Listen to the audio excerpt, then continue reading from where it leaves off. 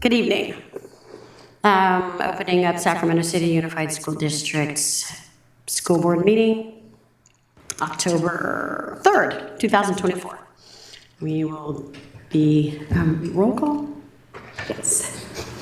Member Jean? Here. Member Kayada? Here. Member Phillips? Present. Member Pritchett? Here. Member Rhodes? Present. We have a quorum. Fantastic. Let us move into closed session. Oh. Do we have any public comment, sir? There is no public comment. Okay, I appreciate you. There is no. Let's go into closed session.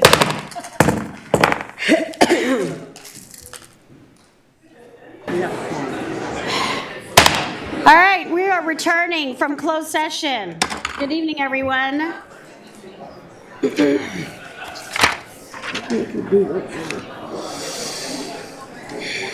Item 4.0.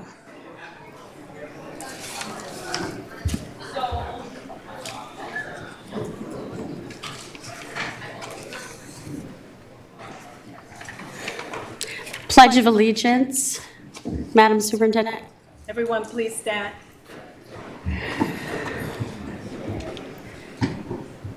I pledge allegiance to the flag of the United States of America and to the republic for which it stands, one nation, under God, indivisible, with liberty and justice for all.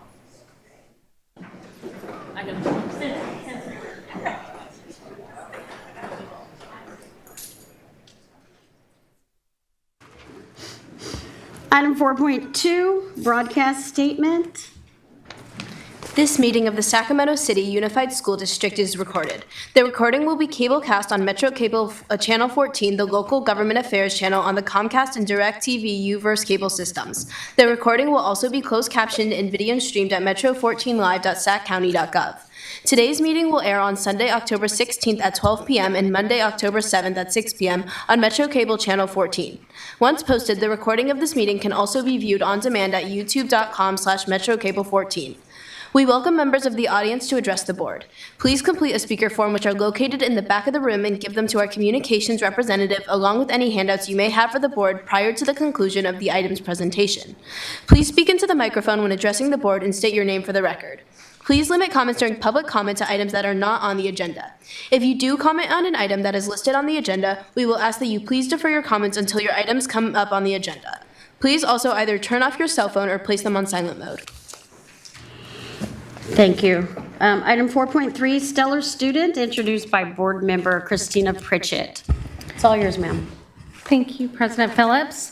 Tonight, I have the pleasure of honoring the stellar students from Rosemont High School Engineering, Construction, and Design program. Tonight, we have seniors, Alana, and I apologize if I mispronounce your name. I'm trying really hard to get it right. Alana Ivanina, the model, and this is what was said, the model of what we want in an ECD student. She is dedicated, smart, hardworking, helps lift up others around her, and consistently striving to improve the school and her community as a whole. Quote, as an ECD student, I couldn't ask for more, and moreover, she serves as an example of not how women can fit into the trades, but rather how women set the standard of excellence. Jamie Statham has been nothing short of stellar on both sides of the program for engineering and construction. There is not a bit of knowledge that Jamie isn't hungry for. He researches independently and is always pushing his knowledge and skills to the best version of himself. Ronan Miller, I believe it's Ronan, right? Okay, good, I remembered. Ronan Miller. It's consistently excellent. He's always looking for a chance to work on a special project for a teacher or just for the school in general. Ronan's attitude is outstanding, and his desire to help others is one of the driving forces that makes him improve. As the more he understands the skill, the better he is when he teaches it. Nelson Bowie. Nelson is very self-motivated and is a great at collaboration. He's currently teaching himself architectural design software to create professional grade documents. Amazing. Zachary Abersold is supremely self-motivated. If he needs to build something or he needs a new skill to do so, he will immediately stop and find the right way to get things done. The ECD mentality is something that permeates all the areas of Zach's life, whether it is designing or building in robotics or practicing his welding skills at the school or at home, or working in the engineering mentors and the Create mentorship. Zach tries to do it all. That is the seniors. Now I'm going to move on to the juniors. Elijah DeBusk. It is a huge help to teachers and takes on extra projects to build supplies for programs like ASB and Key Club.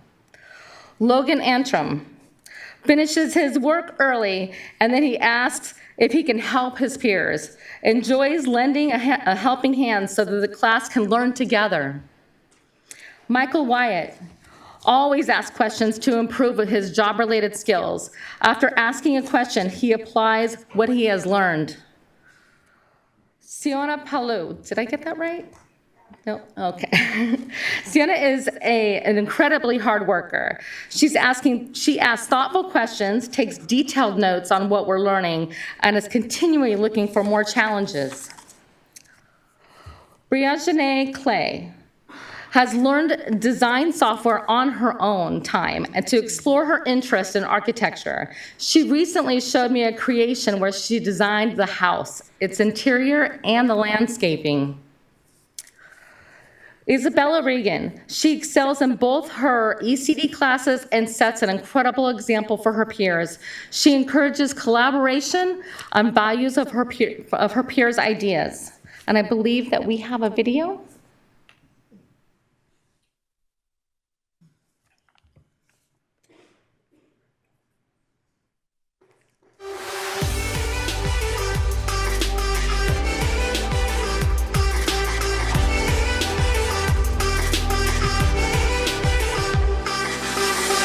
ECD is engineering, construction, and design. It's a 3-year pathway that's designed to give students an opportunity to explore other options.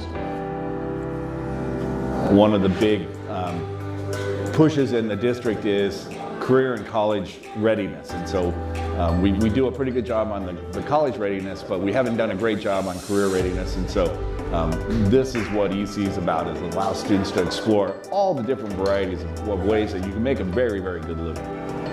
Students just come out with a more rounded approach to what really happens in the world.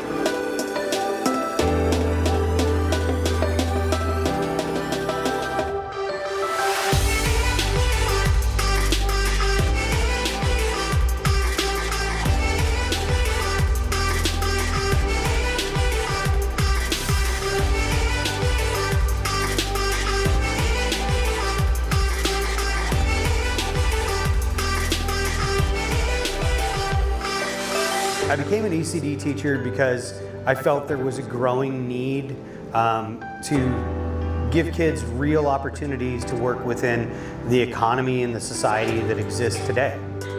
There's no way that you're going to know as a freshman what you want to do with the rest of your life.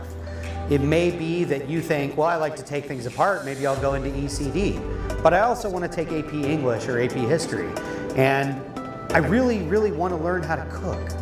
And I think that part of life is that a diverse array of talents that somebody possesses.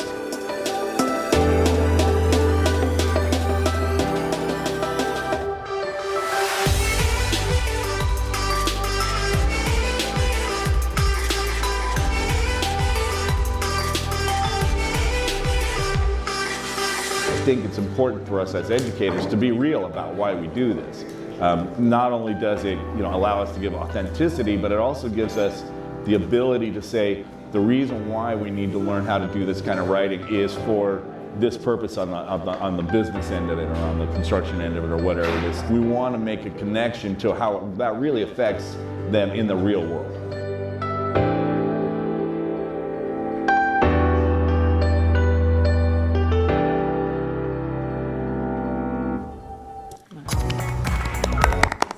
I'm gonna clap.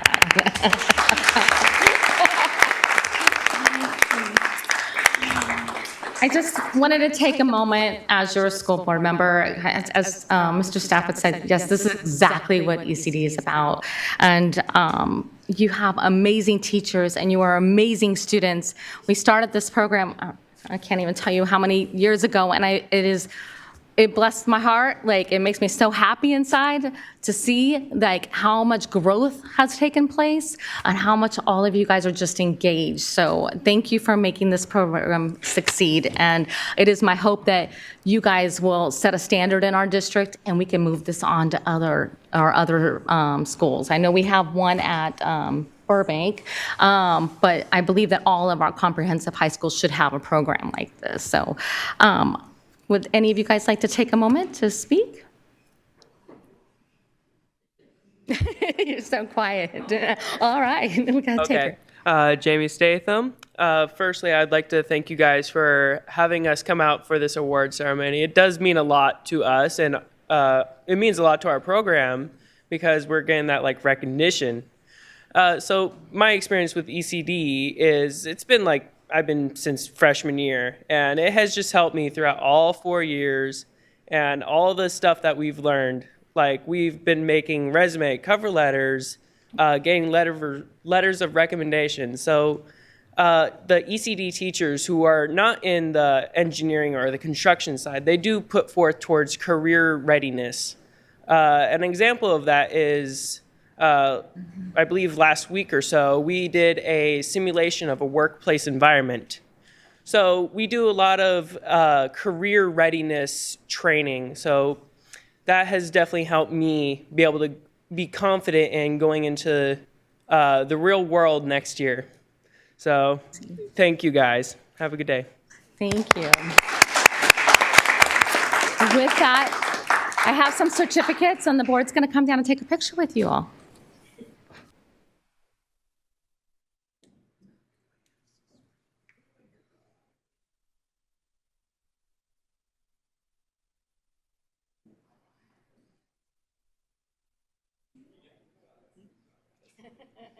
Thank you very much.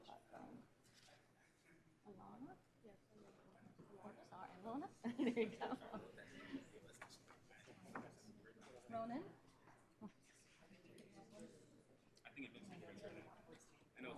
Nelson? There you go. Zachary? Elijah? Logan? My fault.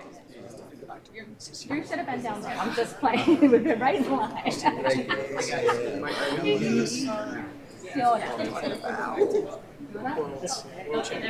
face that was my picture.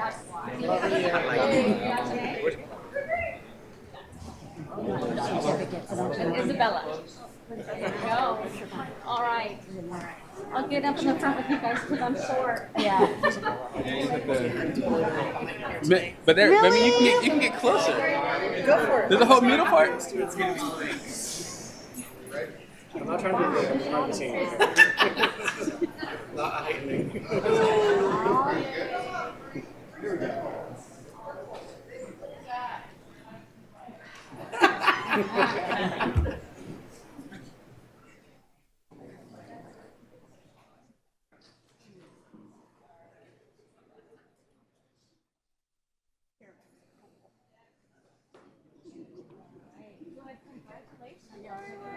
Keep up the good work.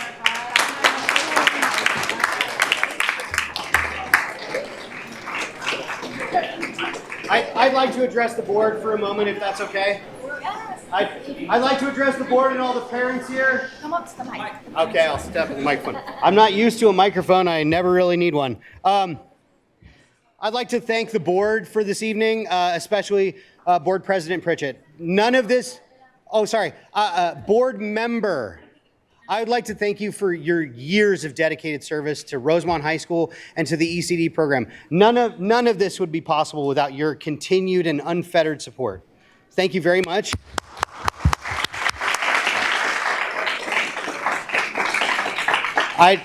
I'm sorry, I may make you cry. There's a couple other names I'd really like to recognize for their timeless commitment. Some of the teachers that started this, Debbie Watson and David Stafford, Elizabeth Vigil, and Jeremy Predko, who was instrumental in this entire process, who we all miss dearly. All the board has been wonderful, nothing short of amazing in supporting these wonderful kids on both sides of the program. Engineering and construction, we've sent them to wonderful colleges, universities, directly into the job world. We have kids at the very top of their fields. We have kids that are in the market buying houses right now, which shouldn't happen for kids in their early 20s, but it's happening because of Sac City, and it's happening because of ECD and Rosemont High School. None of this would happen without the love and support of all their parents and all their teachers. Yeah, for you guys. This is the best that a community can be. Everybody working together to support them with a common goal and a common interest, and that interest is success for not just a few kids, but for all kids. We've been told for so many years that there's one way to do things right, but we look at this room full of students and we see that the way that is right is the way that works for them, as long as they're continually improving, making themselves, their families, and their community a better place.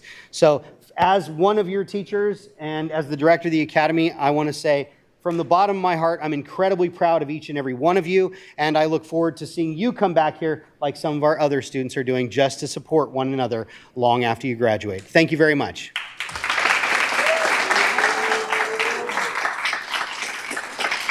And keep on inviting me to those events, okay? Keep on inviting me to those events. All right.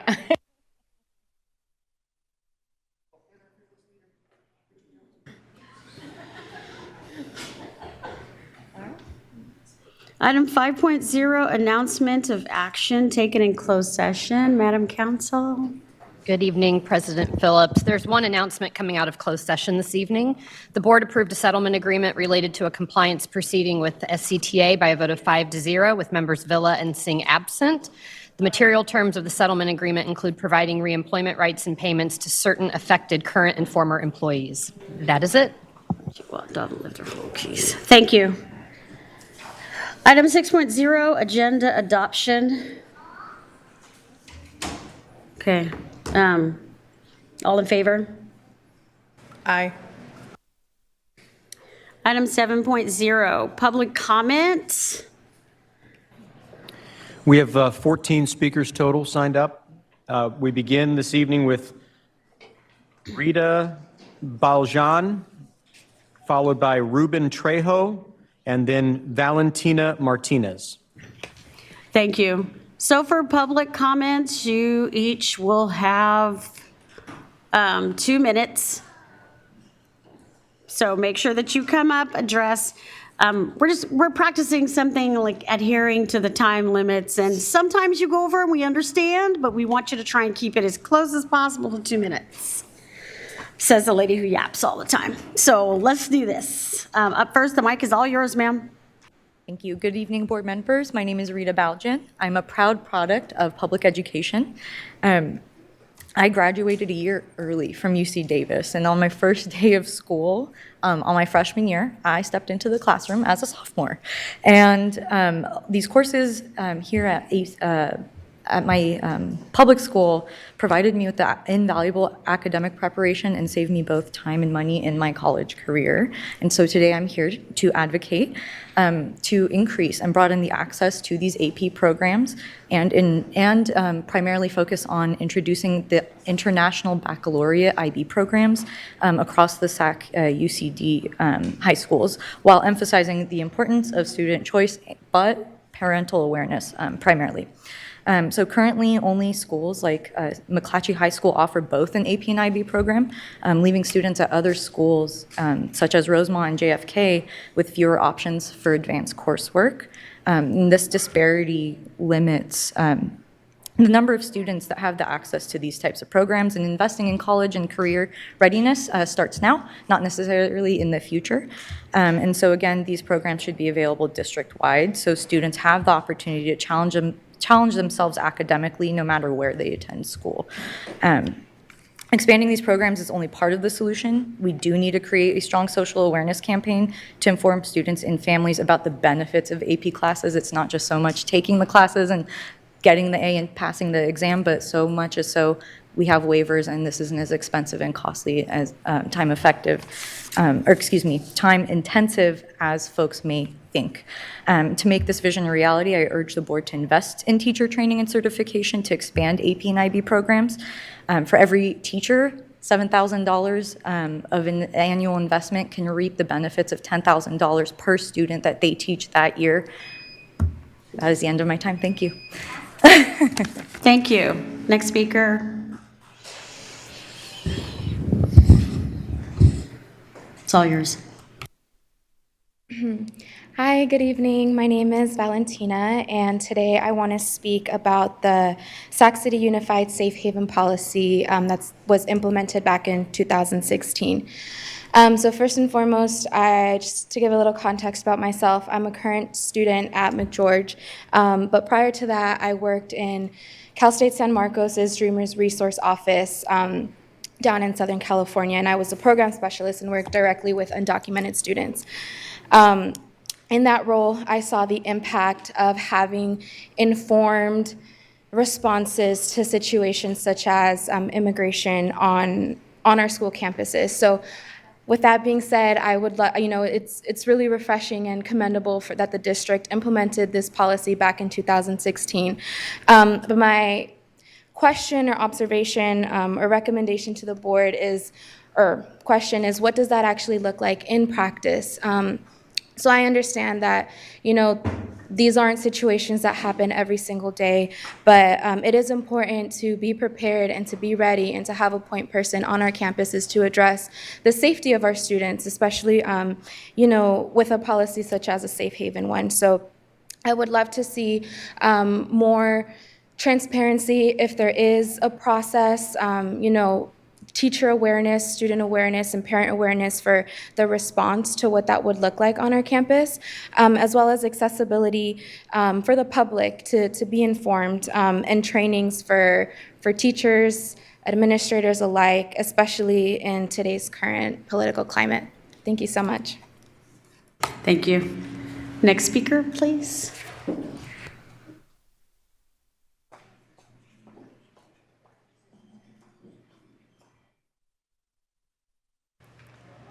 Hello, my name's Ruben Trejo. I have a son that we put in this year for TK at Hollywood Park, and he has speech delay, so we're a little hesitant about putting our son there.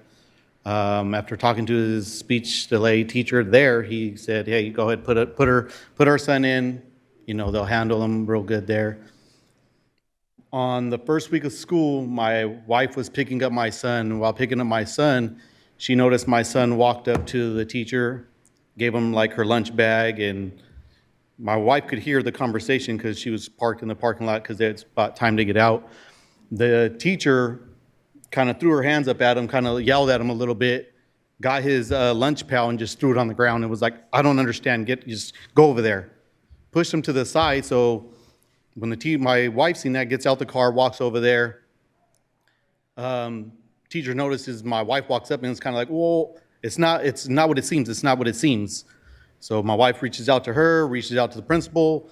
We probably go back and forth with trying to get a meeting with the principal. Principal won't meet with us, won't call us back. I think 2 weeks go by. Finally, the principal calls us back and says, basically she wants to know, is our kid coming back to school? So we reached out to her and said, "Hey, until we could figure this situation out, our kid will not come back to school because we don't feel comfortable with our kid being in this classroom."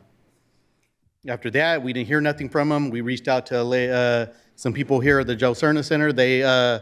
I think we talked to Callie. She reached out to us. She kind of was like, "Well, I don't know what's going on because of last time we talked to the principal at Hollywood Park, she disenrolled our son from the school." So now it's like, now we're stuck because now not only our kid not in school, but now we don't trust the teacher or the principal, and kind of just to be put off and kind of like, your kid is not valuable to us or it's not important to us. So again, thank you for your time. Appreciate it. Have a good day. Thank you.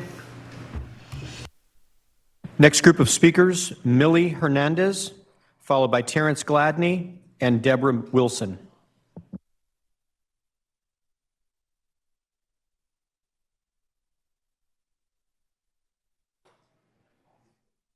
Floor is yours. Good evening, board members. My name is Millie, and I am a current 2L at Majorque School of Law, learning under Professor Collins. I'm here to speak in regards to the student representative position or board member position, as well as your student advisory committee. I wanted to give you all some kudos for including student voices and student representation on the board.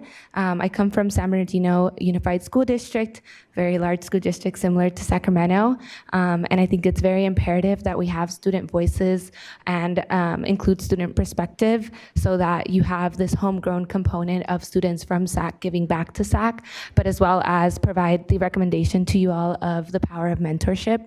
We all are who we are because somebody believed in us and somebody provided that exposure into different career paths. So I hope that we can implement some sort of mentorship program. That way, not just one student or your student advisory council is receiving mentorship, but it's open to more students and more high schoolers from your county. I also wanted to give you all the kudos for at least having one student rep on the board and then having the 14 representatives from each school and offering the opportunity to also expand that to at least 2 students so that, again, there's just a broader perspective and experience. But that's all. Thank you. Thank you.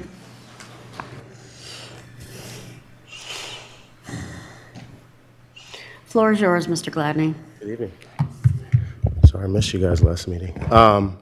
I am Terrence Gladney, and I'm speaking as the director of the Terrell Christopher Gladney Memorial Academy, the sponsor of the Capital B, which is the Sacramento Region B for the Scripps National Spelling Bee. I'm again reminding you guys that it is Spelling Bee season. Last year we had 3 of our 66 eligible schools with students between kindergarten and 8th grade enrolled in the program.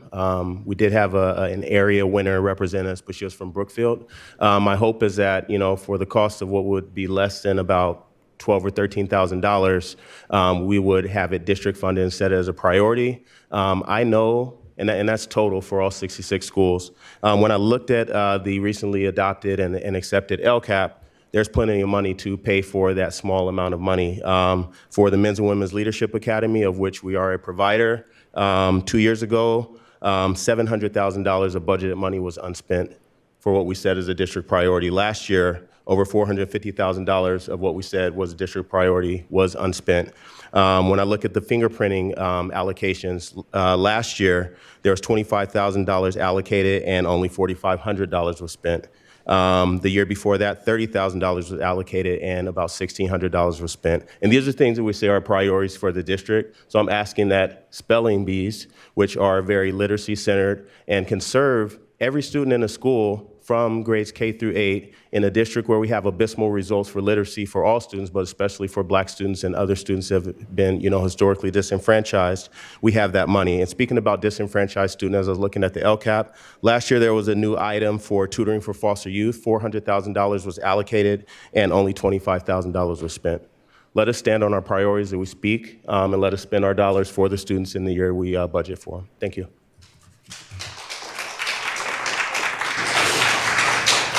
Thank you. Next speaker.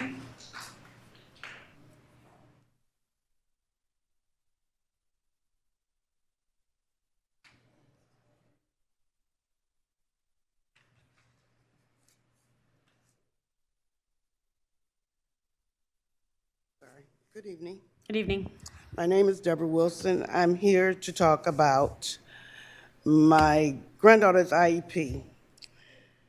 Last year during school system, at the beginning of the year, she was fine, rates perfectly. She was getting all the assistance that she needed. Then towards the middle and the end, it started falling off.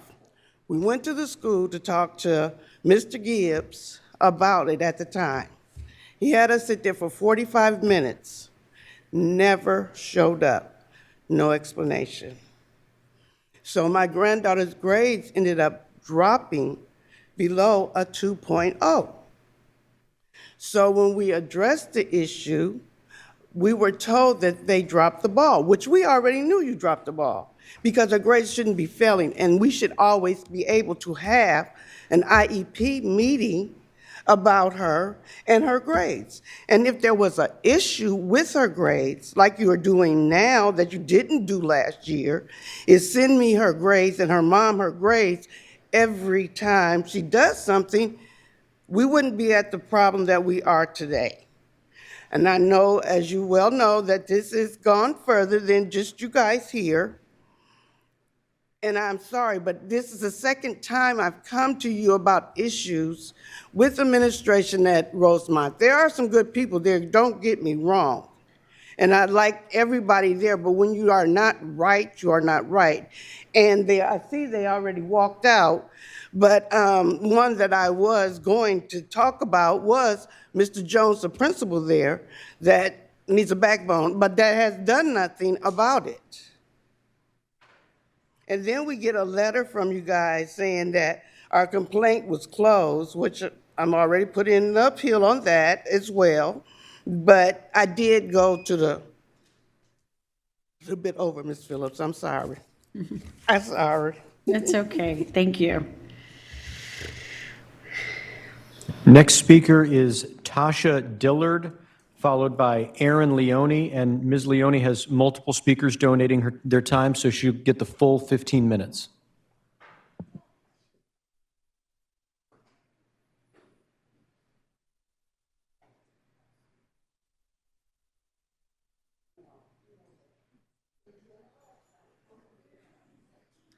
Hello, my name is Tasha Dillard. I'm a parent of 2 children that go to Rosemont High School. I just want to say thank you for recognizing the children in the ECD program, but I do have some other issues. One, I feel like my son was failed. He went to Sam Brennan. He was there for 2 years. He was in the special needs department, and for his 7th grade year, he only had a teacher until November. From November until June, he had substitutes. I sat there and I was offered popcorn and told that one student was going to wait for the aide to come. The other student, which was my student, didn't feel like doing work. Fast forward, luckily, we were able to get Ms. Gunning, who came from Kennedy High School and came to Sam Brennan and was able to help. I wanted certain things for my son, and I feel like those things weren't met. Again, Ms. Gunning is a great teacher. She did what she could. Now my son is in high school, and it is only October. He's getting in trouble, which isn't fully his fault, but I feel like his education was lost for a whole year. All 7th grade year, it was wrong. My son was not able to switch classes as I wanted him to. He was not able to do things that I knew was going to prepare him for high school. So the good thing is we are working on that, but I feel like you guys dropped the ball because from November until June, there should have been a teacher. There should have been a qualified teacher, and I don't want that to happen to somebody else. And I know this was 2 years ago, but it's affecting my son now, and it's affecting me as a single parent, and I have to deal with that. And my son has already been suspended once. And as a black male in this community, I don't want him to be labeled. My son is a good student, very smart. You can ask anybody who knows him. Also, a problem that I'm trying to figure out is why there's no soap in the bathrooms. Like, it's about to be wintertime. These kids can't use the bathroom during passing periods, which is terrible. And also, there's no soap in there. That's not sanitary at all, because I'm pretty sure you guys have soap in your bathroom.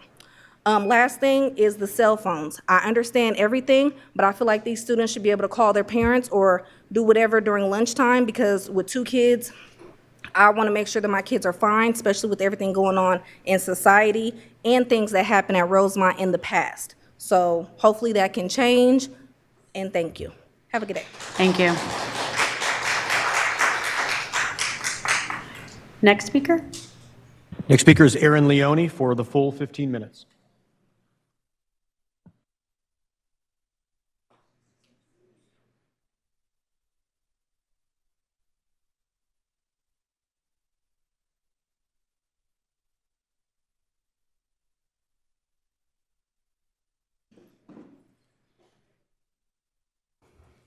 All yours, Ms. Leone.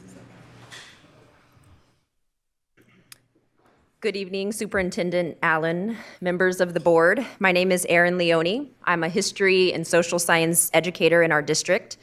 I was last here on August 8th to present an accountability and restorative justice policy proposal on behalf of the Alliance of Anti-Racist Educators at Sacramento City Unified School District.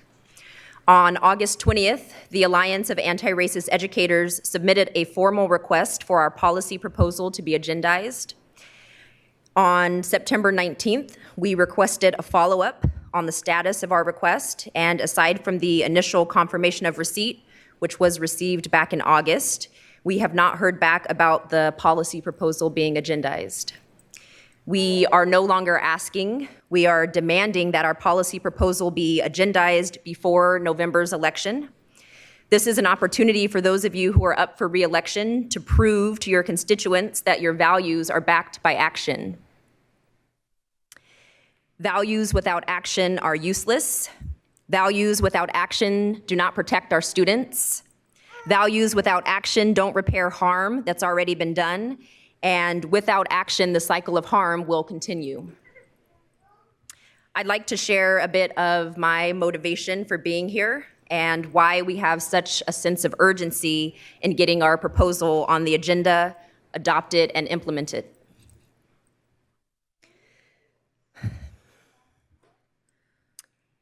During my first year as a teacher in this district, I took it upon myself to organize a school-wide celebration for Black History Month. I was new, but as a historian and as a Black woman, I understood how crucial it was to not only celebrate Black achievements, history, and heritage, but to also create a space where our school community could come together and begin to reconcile our shared history. This program was about uplifting, healing, and creating unity while challenging racism. So you can imagine my surprise when just 4 days into our Black History Month program, I found myself sitting in a staff meeting where a colleague went on a racist, slur-filled rant where she boldly recounted an incident that took place in her classroom. In this incident, she redirected a racist slur to a Black student for disrupting her teaching. Following this incident, I was asked to put something together to educate the teacher about the use of the N-word and to generate ideas about how to restore the harm that this teacher created. As a first-year teacher, the entire ordeal was deeply traumatizing. It took a major toll on my health, mentally and physically, so much so that I considered leaving the profession over it. When I reached out to the district, to HR, to our former superintendent, and to multiple of you board members, I was ignored.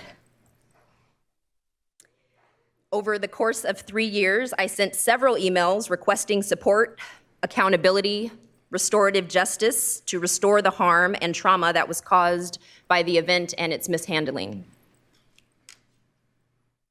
Fast forward 4.5 years later, and we had another science teacher, a biology teacher, who administered a final exam that included disparaging remarks toward multiple students and questions referencing Black culture, racist tropes, claiming that Black people have a pimp walk gene, assuming that race is genetic, and promoting harmful stereotypes.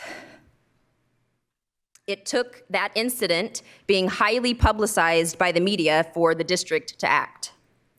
Even then, the process has kept this teacher as the teacher of record on a paid administrative leave for the first 7 weeks of the new school year, which means that the freshmen in that biology class have a sub. Sub's been in and out all year long, which means that our students are not getting the high quality instruction that they deserve and that they are entitled to as students in our district. There has been no effort to restore, undo, or unteach the damaging falsehoods that were embedded into that test.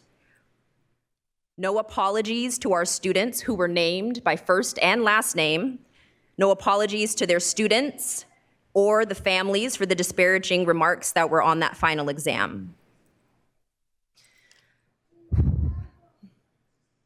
That harm like the harm that was experienced by students and staff during my first year teaching, has been left to linger in the minds of students, unchecked and unchallenged.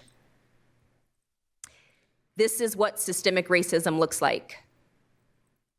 When harmful educators are allowed to say and do racist things without accountability and consequences, the harm that is caused by these actions is not an isolated incident.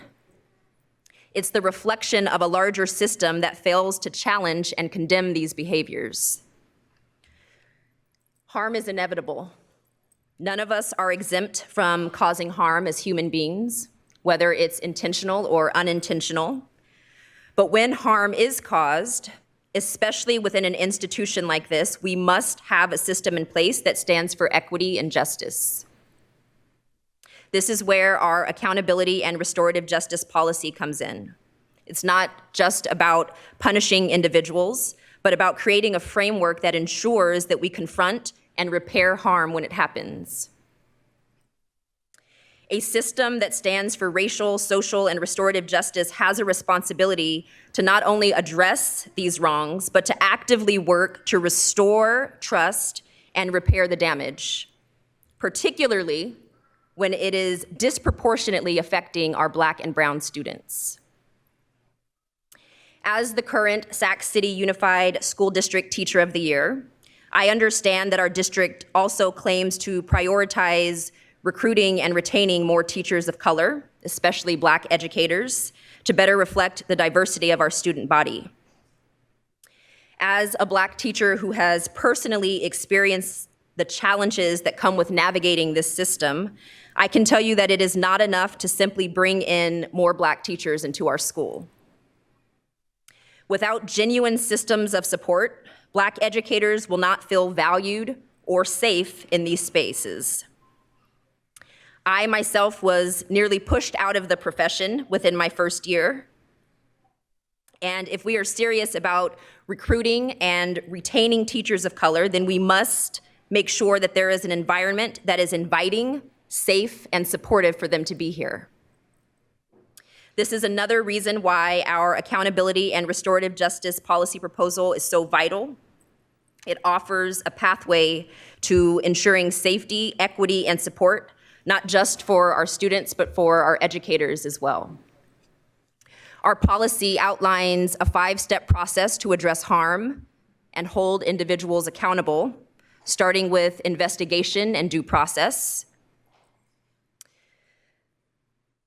adopting a restorative practices committee, providing training and support, monitoring, and removal if necessary. This policy is about disrupting systemic racism and creating an environment where teachers of color and students of color can thrive. This is why we are here today, once again demanding that our proposal be agendized. We need to see action before November's election. The values that you claim to uphold must be reflected in your decisions. It's time for the board to take action. Our students, our school communities deserve much better. We need to see that your values are not just words on paper. They must be lived through your decisions and through your actions. What will it take for you guys to act? Members of the board, Superintendent Allen, what will it take for you to act? Is it going to take another highly publicized incident? Another student to be harmed? Will we have a practice and a policy in place when that happens? How will we address the harm, hold educators accountable for restoring the harm that's been caused? What will it take for all of you to act? It's a genuine question.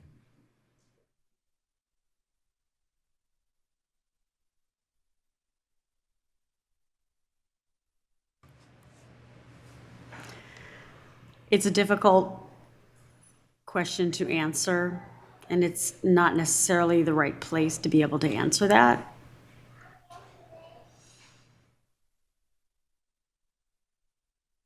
And that puts us in a position where we literally are going to allow you your time, but not be able to answer that question right now. I understand it's a conversation you want to have. When is a better time or place to have this conversation? We've asked to be agendized so that we can have this conversation. That's, I mean, I'm trying to maintain, because I understand exactly what you're saying, but we're in a position where that's not a conversation that we can have, because of course this isn't an agendized item. You're demanding that it be agendized, so that would obviously be a request that we're going to be listening to. Giving you a specific date and time would not be something that we'd be able to do today, other than to say that we'd take it under consideration. And I realize that that's boilerplate kind of language that you don't want to hear. You're right. You recognize that.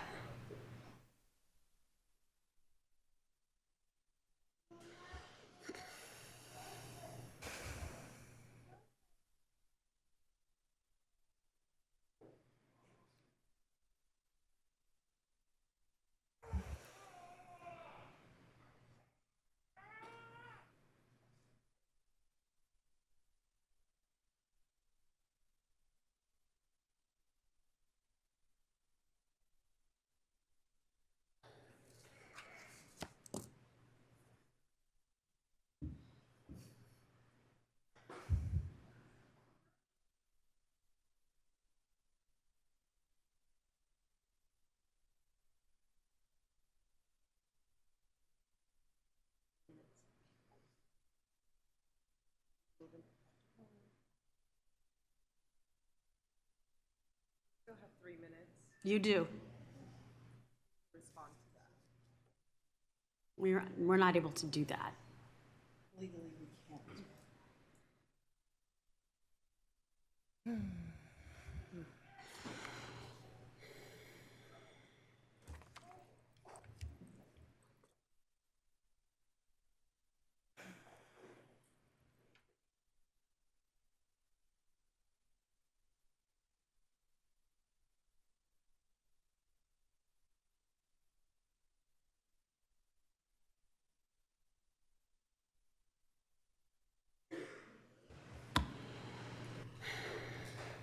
So it's been suggested by one of my colleagues that we ask our legal counsel to explain why we are unable to respond to a non-agendized question, regardless of the value of that question. Madam Counsel. Under the Brown Act, the board is not permitted to have discussions around items that are not on the agenda. We understand. We're just waiting for this to be on the agenda so that we can have this discussion because it's urgent. Because students are being harmed in the classroom with no policy in place to protect them. Because students have a long-term or short-term day-to-day sub in their classroom because there's no policy to remove the teacher who caused that harm. And we're waiting. It's unfortunate for our students. It's unfortunate for our school communities. It's not isolated to Luther Burbank.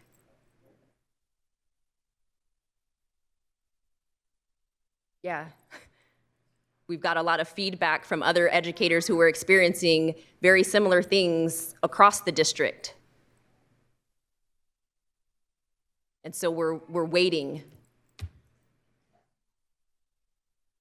for you all to take action as the board, as the superintendent, to protect our students, to stand behind the values that you claim to hold.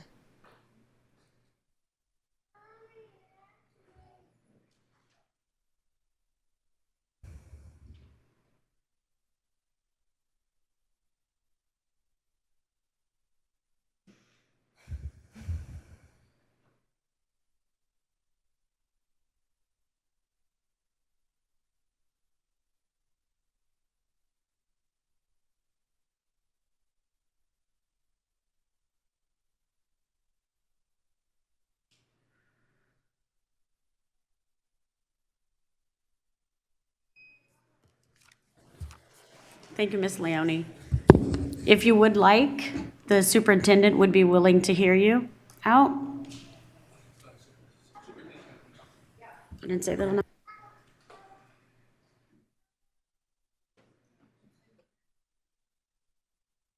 We have no more public comment. Thanks.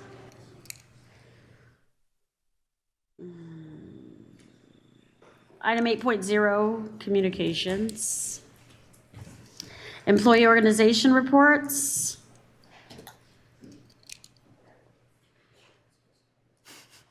SCTA. I almost want to play the music from the, huh? No. Good evening, members of the board, Board President Phillips. I'm Nikki Malevsky, President of the Sacramento City Teachers Association. It has been 1 year and 4 months since the majority of the school board decided to move our district in a different direction. And over the last several weeks, we've been doing our annual rounds of site visits to check in with educators about how things are going in the district and preparing for upcoming negotiations. While we still have some school sites to visit and to complete our rounds, there are several themes that have consistently come up during our visits. Educators feel a new, positive energy about the district, represented by the clearly constructive and problem-solving approach. That culture shift was highlighted by the collaborative opening to the school year and has continued. The problem-solving approach is a welcome departure because we have a lot of problems to solve, from making sure that students are enrolled in a timely way, to making sure that staff is paid on time, to a number of, let's call them operational challenges. This feeling of hope must be followed by significant operational improvements. Sac City is becoming a place where educators in the area want to teach. The spirit of collaboration and our focused efforts to recruit and retain teachers is beginning to pay off. Our ongoing joint work with Sac State is further strengthening that trend. We have a lot of work to do in special education. The turmoil in leadership has created a big hole that we need to dig ourselves out of. But already, in this short time, the interim leadership has stepped up to the challenge. Becky Bryan and Iris Taylor have already had some success in turning things around. We are looking forward to returning to the bargaining table after the first of the year to continue the positive momentum we've built over the last 14 months. The future is bright in Sac City Unified, and we are appreciative of your leadership to move this district forward in a positive direction for our students and our staff who so richly deserve it. Thank you. Thank you, Ms. Molesky. Is SEIU in the house? No? Okay. TCS, Teamsters, UPE? Okay. Item 8.2, District Advisory Committee reports. This evening, we welcome the Black African American Advisory Board, BAAB, Mr. Gladney.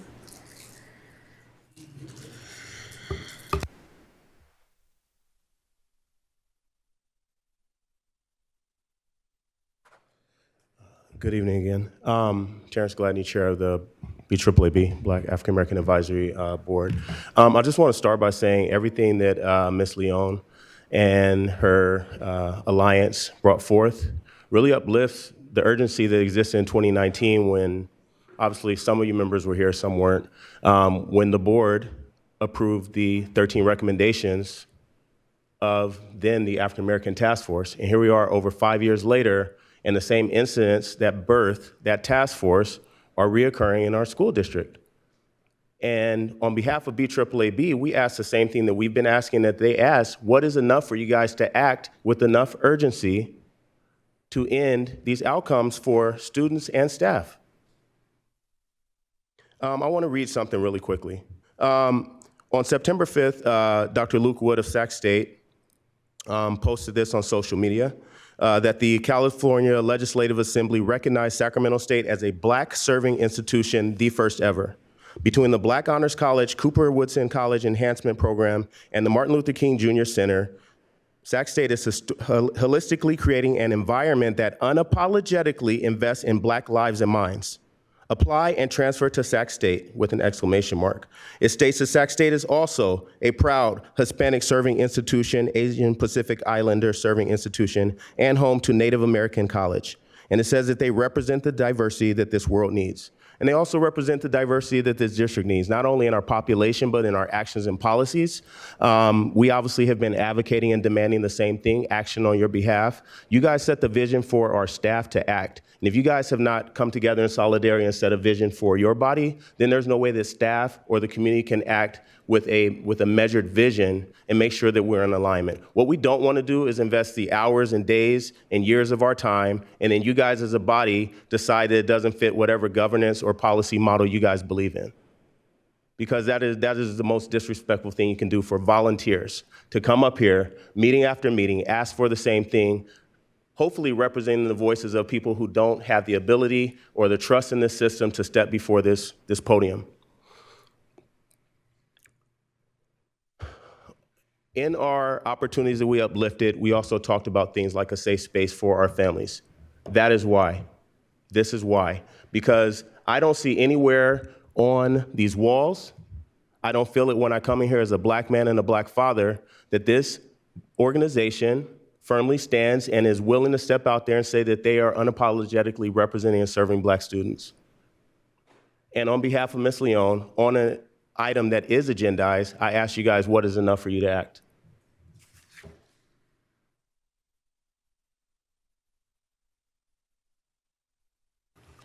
Thank you, Mr. Gladney.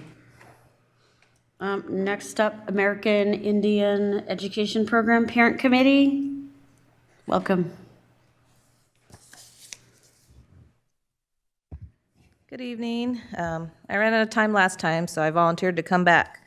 My name's Kathleen Avendano. I'm the current secretary for the American Indian Education Parent Committee. Just to give you an update as to what we have coming up. I talked about what we did last time, so what we have coming up this year.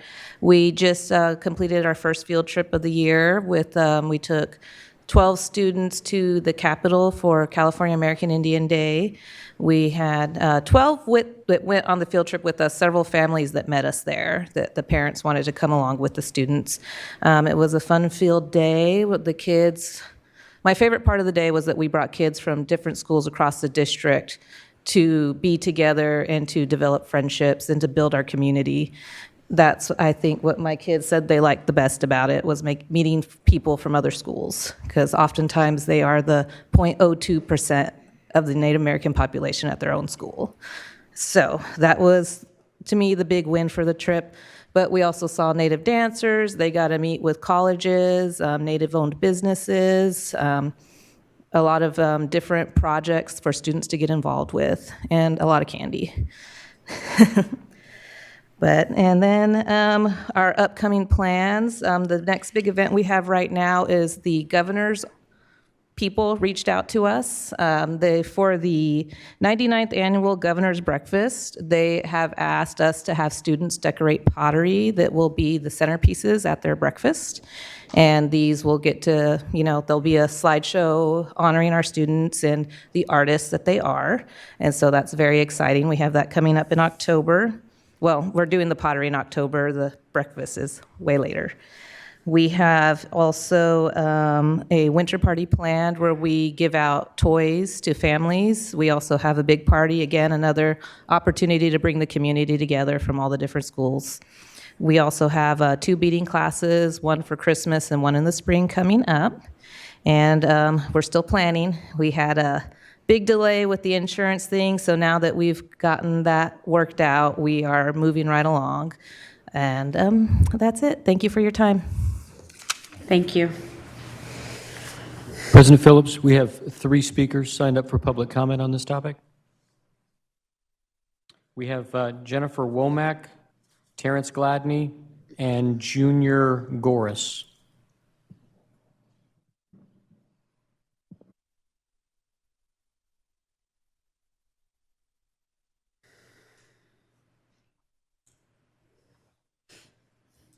Mike is yours. Good evening, members of the board. My name is Jennifer Womack Oliveira.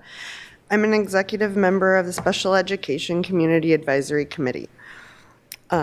currently serving as a member at large. Since our last CAC update, we've made progress in assisting new families, aiding with child placement, and offering parental support. Our latest meeting focused on attendance and school avoidance. Key issues were where we welcome the attendance office to share insights.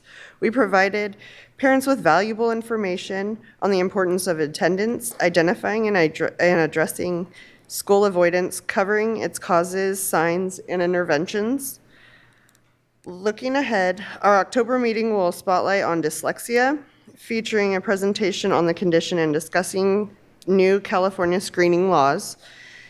We're gearing up for our holiday mixer December 17th, and we've invited other advisory committees to collaborate with us. The mixer is a fantastic opportunity for parents to expand their support networks because, let's face it, it takes a village and sometimes more. This weekend we'll be at the In It to Win It event, which is being held at Leonardo da Vinci this Saturday, October 5th from 10 to 1. Come and visit our booth to ask questions and learn more about what we do and what we're all about. As a parent of 3 boys, 2 of which are special needs, I understand the challenges of navigating the special education system. With all the acronyms, terminology, and therapy options, each child's journey is unique, and by us sharing our diverse experiences, we can all help children succeed. So please join us at our holiday mixer and the In It to Win It event, our monthly meetings every 3rd Tuesday of the month. Come introduce yourselves, be curious, ask questions, and try something new. Let's embrace change together for our kids' future. Thank you. Thank you. Mr. Gladney. Hi. BAAB was on the agenda because our staff liaison, Danny Roleri, reached out directly and asked if we would speak. And I appreciate the sentiment to make sure that, organizations aren't sort of listed, entitled, and don't, have the opportunity to come. I'm also an LCAP PAC member, and we did not, at least to my knowledge, I did not see an outreach to see if we, as committee members, wanted to come and reflect our experience. But just to share some of that as a committee member, we have not had a meeting since last school year. Frank DeYoung, who's a dear friend of mine who's been on every single LCAP PAC cohort, said this past LCAP is the first LCAP that did not have accompanying PAC recommendations or questions directly to the superintendent. And that's since like 2015. So in terms of process, that's a problem. I think that what we might want to entertain, just to make sure that members like the CAC member don't have to come up and speak on public comment. I believe that we each have a board liaison, so maybe we can develop stronger relationships, so maybe you guys could deliver a report on behalf, whether it's written or otherwise, so that we do sort of protect that space that is very dear to our committees. We saw the staff reports where there was only one that came up. So I would like, hopefully the community be offered the same grace, because we are volunteers. You're talking about staff having grace when they're paid to do jobs in this district, and we are not. We pay with our time, we pay with our love. So we hopefully have it reciprocated just to give us a little bit of grace and come up with some more creative ways so that our voices can be uplifted. We try as best as we can. We're a committee in terms of LCAP PAC of like 16 members, but we're not even fully, not even staffed because we're volunteers. But just to that point, in terms of what this space means, we have our first meeting of the year on Monday evening, and for a process that represents the biggest chunk of money in the district, we hope that there's increased outreach to the public to let them know about the work that we do. Thank you. Thank you, Mr. Gladney. Last speaker.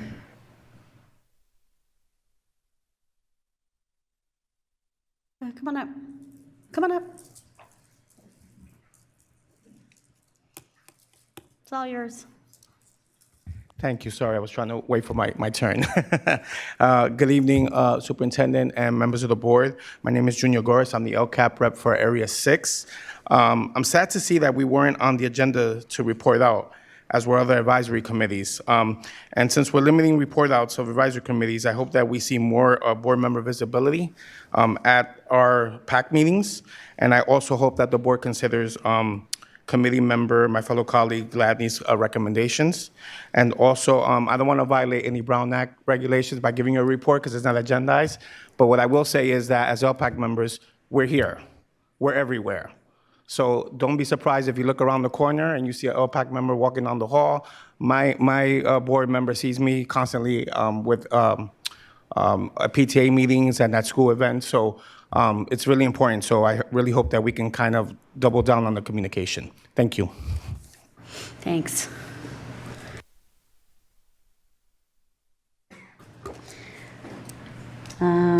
Special presentations, item 9.1.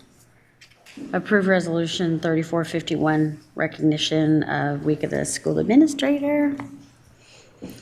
It's all yours.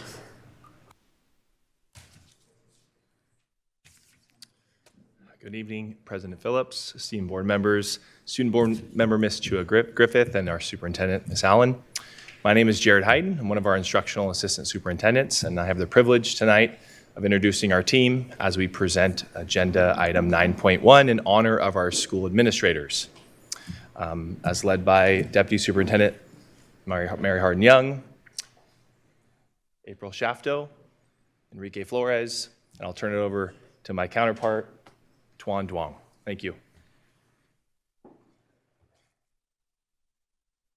It's my distinct honor to be here tonight with the IS team to honor the 75 principals and the 43 APs and 6 in our district.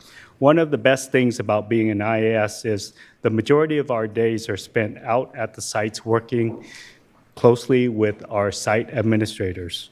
So much of what a site administrator does goes unnoticed day to day.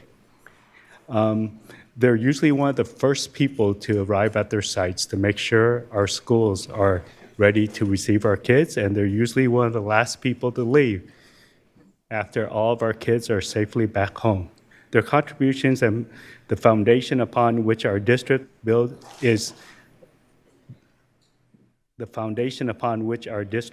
our success. Please join us in recognizing the Week of the School Administrators as my colleagues April and Enrique present the resolution.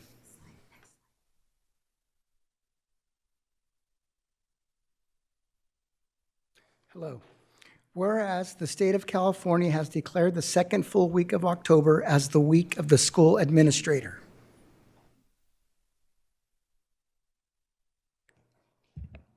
And whereas an educated public services as the foundation of our democracy.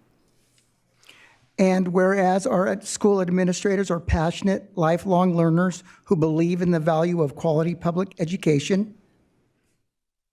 And whereas our administrators touch, mold, and mentor so many lives with a lasting effect. And whereas excellence in our state and district begins with our administrators. And whereas the administrators overcome obstacles and challenges daily to make a difference in the lives of students, families, and staff. Now, therefore, be it resolved that the Sacramento City Unified School District Board of Education commends our administrators and encourages parents and the community to recognize the efforts of principals as we celebrate the week of October 13th through 19th, 2024 as the Week of the School Administrator. Administrators, site administrators in the audience, please stand to be recognized.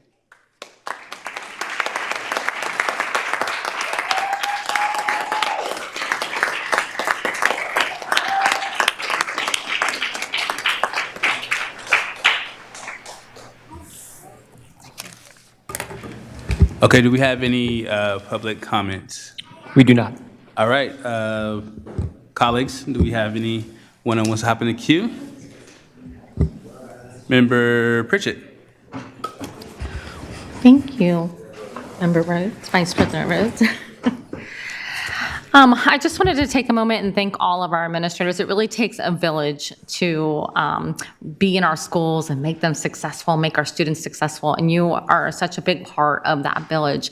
I know it was mentioned about you guys being like the first, oftentimes the first and the last to leave at a school site, but not to mention the weekends, the very late nights, like games that I see all of your car is still there. I'm like, it's like 11 o'clock, your car is still there. Like, what is going on? Or the weekend calls that you get, right? It really takes a large part away from your family life of being an administrator. So I just wanted to thank you for all of your hard work.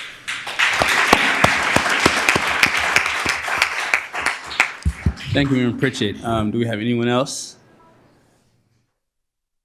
Okay, well, I see two principals in Area 5 that are here. Obviously, we know you, my guy, you're everywhere. But we just want to say thank you. Thank you guys for the work.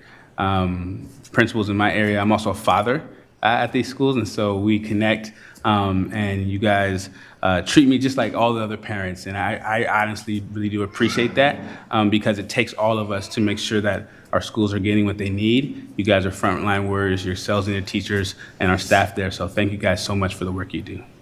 All right. And then we're gonna actually wait for President Phillips to get back up here. She's cruising on up. So she's up here in 1 second. And then we're gonna take our vote with our student preferential first. What are yours now? Aye. Okay. And then, who wants to move? So moved? Second. Second, and roll call. Member Kayada. Aye. Member Jean. Aye. Member Phillips. Aye. Member Pritchett. Aye. Member Rhodes. Aye. Motion passes. Thank you guys so much.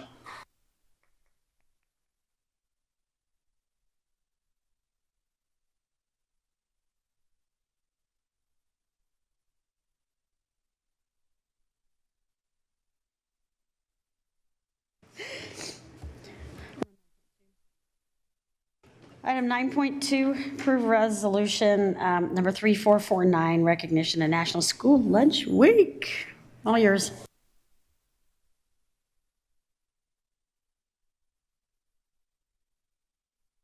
Alan and members of the board. I'm Diana Flores, Executive Director of Nutrition Services, Central Kitchen and Distribution, and this is my colleague, Kelsey Netterveld, Director of Nutrition. We're here today to recognize the week of National School Lunch, observed October 14th through 18th. Every year, we recognize the importance of access to healthy meals every day in the school year to ensure our students grow and thrive. Without the essential elements of good nutrition, students will not reach their full potential or successful academic outcomes. In the U.S., 17.9% of children come from food-insecure homes. Black and Latinx children are nearly twice as likely to face hunger, as well as children from single-parent families. School meal programs provide the most significant safety net for childhood hunger. This annual resolution reminds our school community to continue to look for ways to increase access to school lunch by providing adequate time to eat lunch and to promote the long-term health benefits of consuming more whole grains, a wide variety of fruits and vegetables, low-fat milk, and lean proteins, which are offered daily in our school meal programs. And lastly, we would like to remind our school community that our team of over 400 strong take our work to heart, as we know we are not just washing dishes or cooking food, we are feeding tomorrow's future. My colleague will now read the resolution. So resolution number 3449 in recognition of National School Lunch Week, whereas National School Lunch Week is celebrated annually to promote the importance of healthy school meals for students, and whereas the National School Lunch Program provides millions of children with nutritious meals that support their health, well-being, and academic success, whereas access to healthy meals in school is vital for fostering lifelong healthy eating habits and combating childhood obesity, and whereas this observance encourages the community to support and appreciate the efforts of school nutrition professionals who work diligently to provide balanced meals. And whereas promoting healthy eating in schools contributes to improved concentration, better attendance, and enhanced learning outcomes for students. Now therefore, be it resolved that SUSD would like to recognize October 14th through 18th as National School Lunch Week, celebrating our nutrition and warehouse staff and the critical role of school lunches in nurturing our children's potential and advocating for continued support and investment in school nutrition programs. Be it further resolved that we encourage families and educators and community members to engage in discussions about the benefits of school meals and to advocate for continued improvement of these programs. And I just wanted to follow up with that is to do this in the week of the 14th. We will be promoting just kind of tidbits of National School Lunch, facts and things that we're doing on our social media accounts, trying to bring awareness. I love to advocate, and I really think it's really important for people to know the history of school lunch programs and how we're funded and the things that we can do and that we can't do. And so we just want to use this as an opportunity to educate people who might not understand all of the work that goes behind the curtain on school lunches. And so we're here today to just recognize our staff and the work that they do, and we hope that you will approve our resolution. Thank you. Do we have any public comment? We do not. Thanks. Any of my colleagues would like to speak about? It's food. We all have things to say. Ms. Pritchett? I just wanted to thank all the employees across our district that are working so very hard to make sure that our kids are getting a healthy meal. We've come so far in our district in the last 10 years of like the food that you were just showing made my stomach, I was like, oh, that looks really good. But I often think back to when I was a kid, right? Every year when we have this, and I know those that are on the board, may have said it, and I'm sure that you've heard me say this as well, is I was raised by a single father, and we didn't even have a stove in the house, right? We cooked in a microwave or ate out all the time. And when I went to school, I usually ate a bag of chips and a candy bar because that was sold out the window, right? And that's what we could afford. So it just really makes me proud that knowing that our students are getting a healthy meal, knowing that often this is their only healthy meal that they're getting, right? So just keep up the hard work. It's paying off, I promise. Thank you. Ms. Chu Griffith? I also just want to give a big thanks to all nutritional staff. Every Wednesday I see students like sprinting from fourth period to the lunch line to get chicken Alfredo. And I hope we can really use this week to remind the students that like beyond the food, there's this giant team making sure that all students are able to have a affordable and like accessible meal every day at lunch. So yeah, I hope we can really take advantage of this week and bring some awareness. Thank you. That means a lot. Thank you. Mr. Rhodes? I just want to say you guys are great. I have students in high school, students in middle school, and students in elementary school. I just happen to have a lot of kids, right? And they're always rave about you guys' food. I remember when I went to Sac City Unified School District, my favorite, still to this day, if I were to walk into somewhere, Crispito. A Crispito takes me back to childhood, takes me back to Bret Hart Elementary School. And I remember I was at Edward Kimball and my daughter eating lunch with her, and they had a Crispito. And I was like, you got a Crispito? She's like, you want one? I was like, and I ate one of her Crispitos, and it's like, I don't know, God's gift right there. But these type of memories our students are going to carry into adulthood, and when they're able to get like high quality food, the Alfredo. Yes, my son Santiago loves the Alfredo as well, and so these are things that give us memories into adulthood. And so you guys are feeding our students, but then also having core memories set in from the passion and work that you guys are doing with your own hands. So I really appreciate that. Thank you. Thank you. I don't know what a Crispito is, but I know what a square pizza is because I'm that old. I gotta come try a Crispito. Okay, so none of my other board members have anything they'd like to add, so I'd like to entertain a motion. Ms. Pritchett moves. I'll second because I like food. And a student preferential vote? Aye. Roll call, please. Member Kayada? Aye. Member Jean? Aye. Member Phillips? Aye. Member Pritchett? Aye. Member Rhodes? Aye. We are moving on. Thank you. Thank you.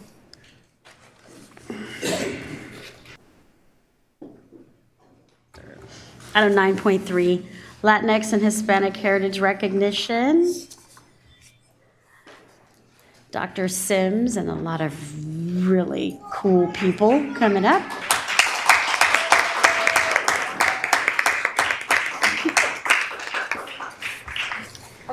Floor's yours.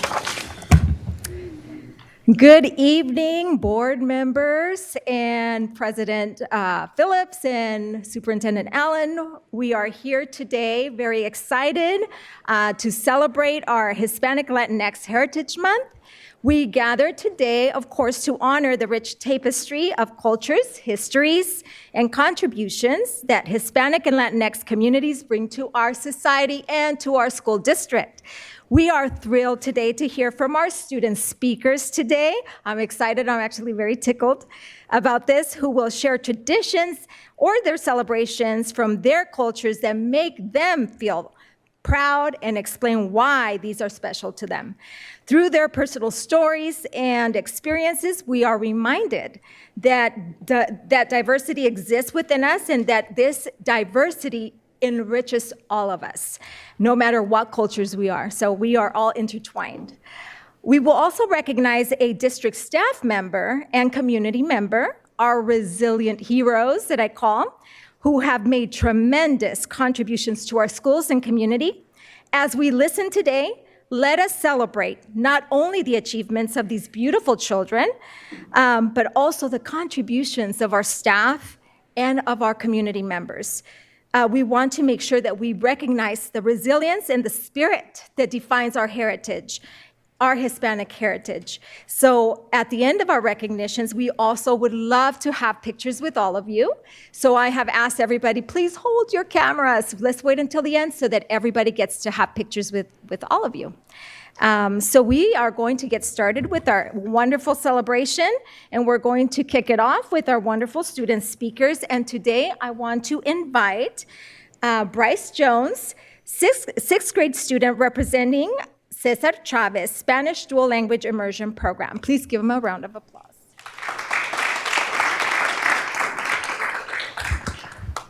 Good afternoon. My name is Bryce Jones, and I'm in the 6th grade at Cesar Chavez in the Dual Immersion Program. It is an honor to be with you today and share my favorite Hispanic holiday traditions that my family and I celebrate. My favorite time of the year is Christmas. During our celebration, you will find pozole, tamales, Mexican rice, and beans on the dinner table. We play Spanish music, we like to dance and sing and watch movies. We stay up until midnight, and until midnight we open our gifts. My grandpa plays more music, and the rest of my family talks. After opening presents for about an hour and about 1,000 pictures taken, everyone heads home and goes to sleep. This is special to me because not only am I celebrating Christmas, but I am also celebrating Hispanic tradition. I really like our Christmas celebrations because of the food, family, and fun. As I get older, I look forward to sharing these traditions with my family and continuing to pass it down. Thank you for providing me the opportunity to share one of my favorite traditions with you. Muchas gracias por esta oportunidad y en honor del gran Cesar Chavez, nunca olviden, sí se puede. Thank you, Mr. Jones. And now we are going to bring forward Edward Campbell, Representative Genesis Sosa Ventura, third grade student representing Spanish Dual Language Immersion Program. And please come on forward. And we are going to... ¿Sí lo puedes alcanzar? Sí? Okay. Hello, good afternoon to everyone in the audience. My name is Genesis Julesi Sosa Ventura, and my parents are Raul Sosa Ventura and Beatriz Ventura Cruz. I am very proud because my parents are from Oaxaca, Mexico. They have many cultures and they are beautiful. In fact, they speak another language called Mixteco, and they have taught me how to speak it. But I feel very proud of my parents. I am a student at the school of Edward Campbell, and I'm there third grade and the bilingual program. For me, bilingual is a great pride because I can help many people who do not speak English and many children from other cities in Mexico, including my schoolmates. Please, from here where I am, I can celebrate the car independence of Mexico and all the celebration culture.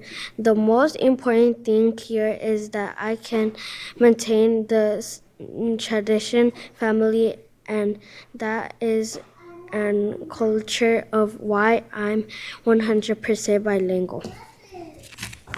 Thank you, Ms. Sosa Ventura.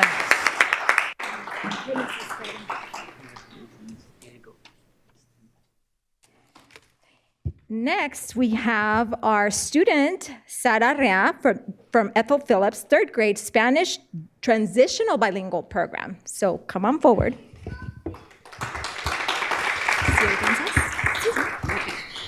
Buenas tardes. Mi nombre es Sara Ra Moreno, soy una estudiante de Ethel Phillips. En mi cultura celebramos muchas tradiciones, como escuchar un buen mariachi, comer una buena comida, pero mi tradición favorita es el Día de los Muertos, porque recordamos a nuestros ancestros que fueron importantes para la familia. Por ejemplo, mi abuelo, mi tía y mi bisabuelo. Todos ellos eran importantes en nuestra familia y cultura. Así que mi tradición favorita es el Día de los Muertos. Gracias por escucharme y estar aquí. Thank you.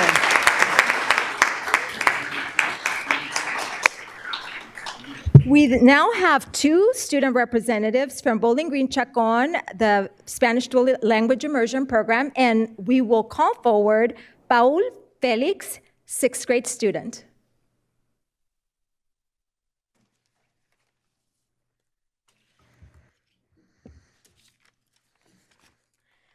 Hola, mi nombre es Paul Félix Villavelázquez y hoy voy a hablar de mi tradición latina preferida que me hace orgulloso.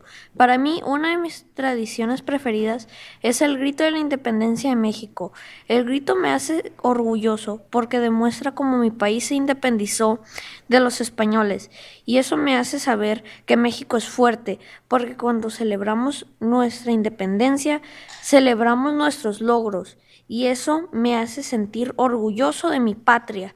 No solo eso, también me hace recordar lo colorido y hermoso que es México, así como la gente, la alegría de la gente. El día de la independencia, México se pinta con los colores de su bandera. La fiesta de nuestra independencia nos hace sentir orgullosos de ser mexicanos. En un país tan grande y diverso, nos sobra razón para celebrar la patria del país. La gente de México se caracteriza por su hospitalidad, alegría, buen humor y amabilidad. La vibra de un mexicano hace que cualquier persona pueda disfrutar su visita en este colorido país. Una festividad que también me gusta es el Día de los Muertos, un día mágico en el que ponemos altares para recordar a nuestros familiares fallecidos y ponemos ofrendas que pueden tener cosas que le gustaban al fallecido como un hobby o comida preferida. Y algo que no puede faltar es una foto del fallecido, pan de muerto y flor de cempasúchil. México es alegría, pasión, México es vida y color. México es su gente y el orgullo que demostramos por nuestras raíces. México es grande por su pueblo, por el pueblo que lo habita, por las historias de su gente y lo vivaz de su naturaleza. En un país tan hermoso, tan inmenso, es imposible no sentir orgullo de estas tierras. ¡Viva México! Muchas gracias.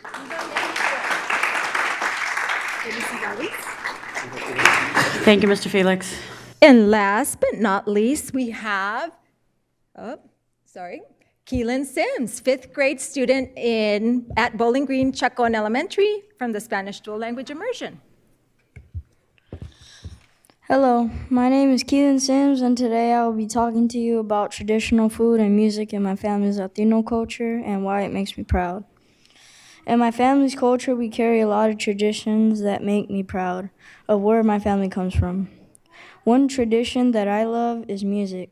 My favorite type of music in my culture is cumbia and mariachi. One of my favorite cumbia songs is called Los Caminos de la Vida by La Tropa Vallenata. The reason why I like this song is because it brings my family together, and also the reason why I like it is because it makes me feel happy. Another type of music that I like is mariachi music because it makes me dance. A mariachi is a combination of many different instruments that are played, like a trumpet, a guitar, and also many violins. That is why me and my family love that type of music. One of my favorite mariachi artists of all time is Vicente Fernandez. Another one of my favorite traditions is food. In Mexican traditions, there are a lot of different popular foods, such as tamales, tacos, enchiladas, and chilaquiles. My favorite Mexican food is pozole, especially when my mom, Olga Arellano Sims, makes it. Overall, I am very proud of my culture and Latino heritage in my family. Thank you all for listening and have a nice evening. Thank you, sir.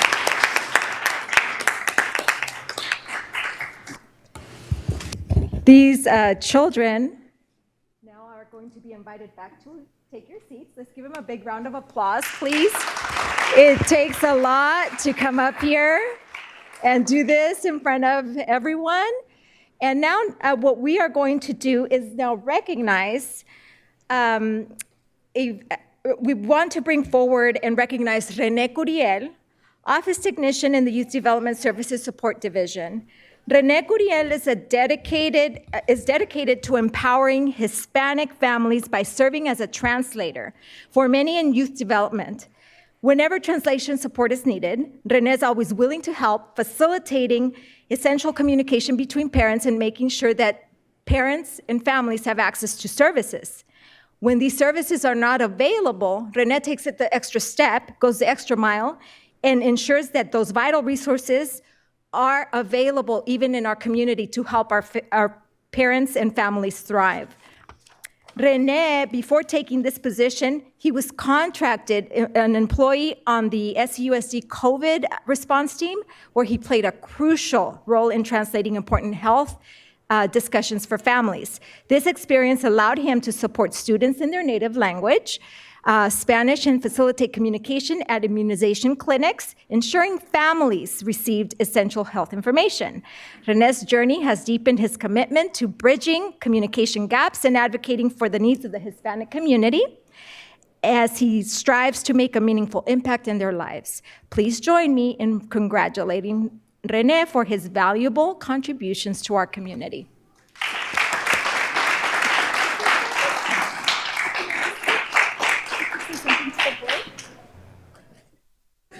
Hi, so just want to say thank you for all your support, and I look forward to keep helping our families and provide the best care that I can in any way, shape, or form, especially our Latino community families.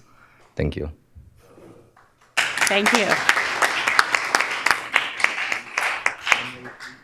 And as we continue our celebration, we proudly recognize and celebrate the invaluable contributions of Hispanic and Latinx leaders who inspire and empower our communities. Their dedication at the site level, at the district level, at the community level, to fostering an inclusive environment and advocating for educational equity and championing cultural awareness enriches the experiences of our students and families.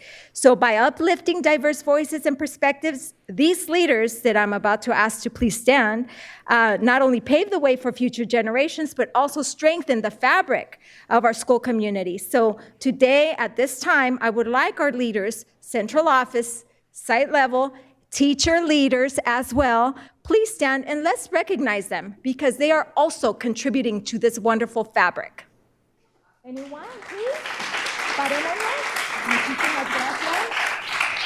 Thank you. Thank you, everybody. And of course, this celebration would not be a celebration if we didn't include community. we would like to bring forward, and it is an honor also to introduce a very dedicated advocate for our Hispanic community who has made a remarkable impact as the youth wellness manager at La Familia Counseling Center. She has provided many services, has been instrumental in all of the supports for our community, our families. But I want to also share that La Familia first opened their doors in 1973, a year before I was born. Isn't that just great? That's over 50 years. With the goal of providing support services to high-risk youth. Currently, La Familia Counseling Center is located in the Maple Neighborhood Center, which is across the street almost from our church. Our community church is St. Rose Parish. And serving families with programs such as behavioral health, birth and beyond, youth wellness, employment, adult education, and health and wellness. So today, we want to recognize Brenda Scioli for her unwavering dedication and contributions to our community. Please come forward, Brenda.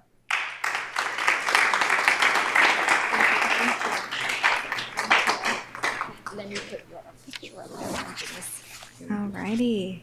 So my name is Brenda Scioli, and I'm the Youth Wellness Manager at La Familia Counseling Center, and I've had the pleasure of serving our community at La Familia for the last 9 years. So I practically grew up there myself.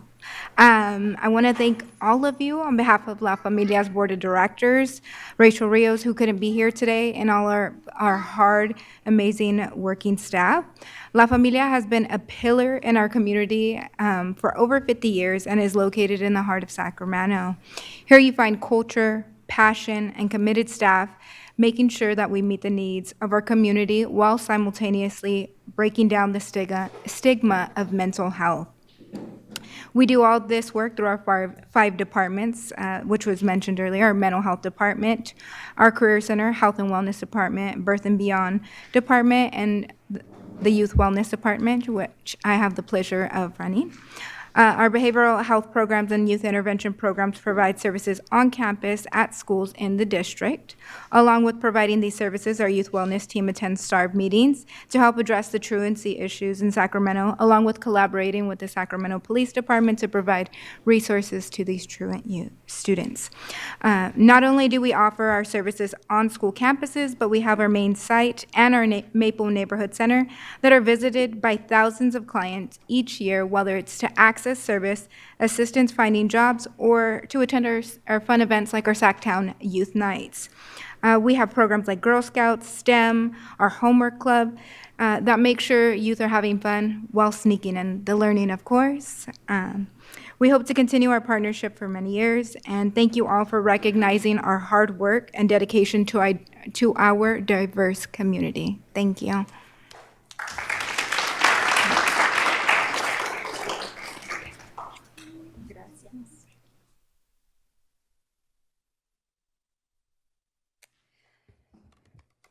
And as we come to the close of our Hispanic Heritage Celebration, let us take a moment to reflect on the richness of our culture, history, contributions that shape our Sacramento community and also our school district. I also want to take a moment. Quiero darles las gracias a los padres que trajeron a sus hijos hoy, porque sin ustedes no hubiéramos de haber tenido esta celebración, porque estamos aquí por sus hijos, para servicios a ustedes y para servir a la comunidad. Help me in also congratulating the parents for taking that step and bringing their children here this late. And they're all working parents, right? We're all working parents, but they deserve a big hand. I also want to say to our students, your dedication and love for school inspires me. And I'm sure it inspires everyone. I want you to keep up the good work, and I want you to keep making your ancestors proud. You are the reason, you are the pioneers of change, right? So you're going to be the next Dr. Sims standing here, the next Mr. Roleri, or the next Mr. Hernandez, right? The next teachers, the next police officer, doctor, whatever it is that you would like to be. I also want to let our staff know that we do acknowledge all the work that you do with our parents and community. I want you to know that we recognize your commitment to fostering a caring and inclusive environment for our parents and our families and our students, and that is invaluable. So I want to make sure that you know that we appreciate you. And to our community members, we really thank you for your support and involvement with our youth and families, which helps strengthen and enrich our lives. So thank you again y gracias por sus contribuciones y por hacer de nuestra comunidad un lugar donde todos podemos prosperar.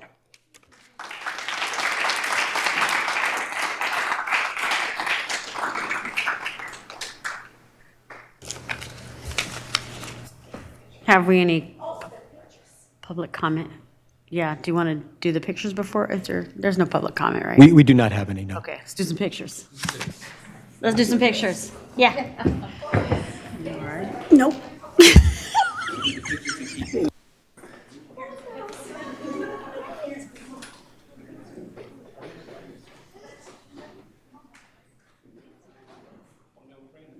Yes, the parents do, of course.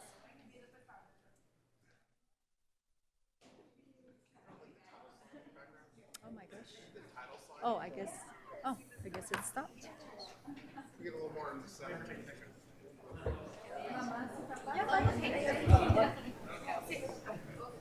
Excuse me. How do you change the photo to the main so that we have the main? I'm trying. Yeah, it's stuck. One second. Rice Christmas is my favorite too. For sure. What's going on, brother? You doing well? Good to see you. 100%.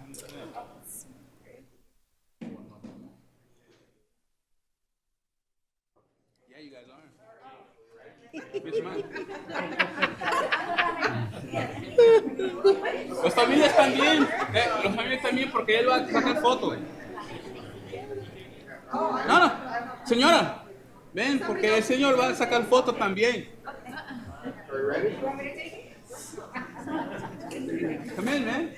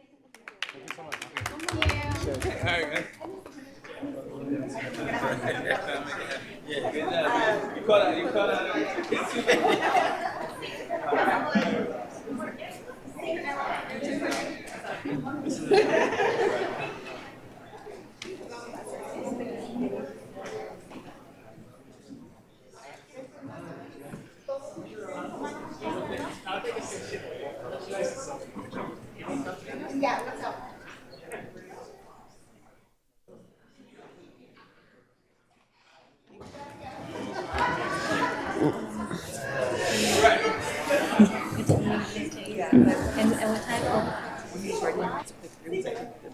I'll bring it up. Do you want me to bring it up now? I'll wait.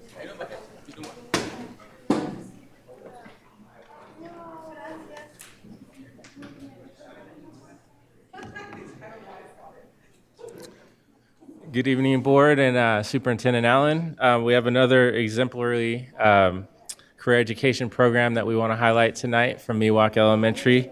The California Industrial and Technology Education Association wants to recognize the amazing work at Miwok. Okay. We're just going to restart that clock in a second. I want to hear you. You can hear? No, I want to Oh. hear you. Give me a sec. Oh, we're doing that. Is that okay? Okay.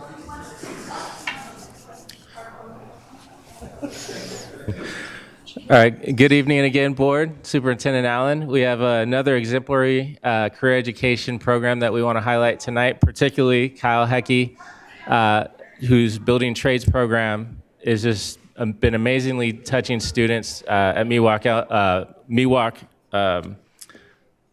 for a while. And Nathaniel Browning and I had a chance to visit his class last spring and just saw the amazing work that they're doing. So the California Industrial and Technology Education Association is here to recognize Kyle Hecky and have some other good news for him.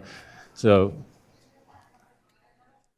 with all due respect, Kyle Gunnarsson from the CITA. It's all yours, sir.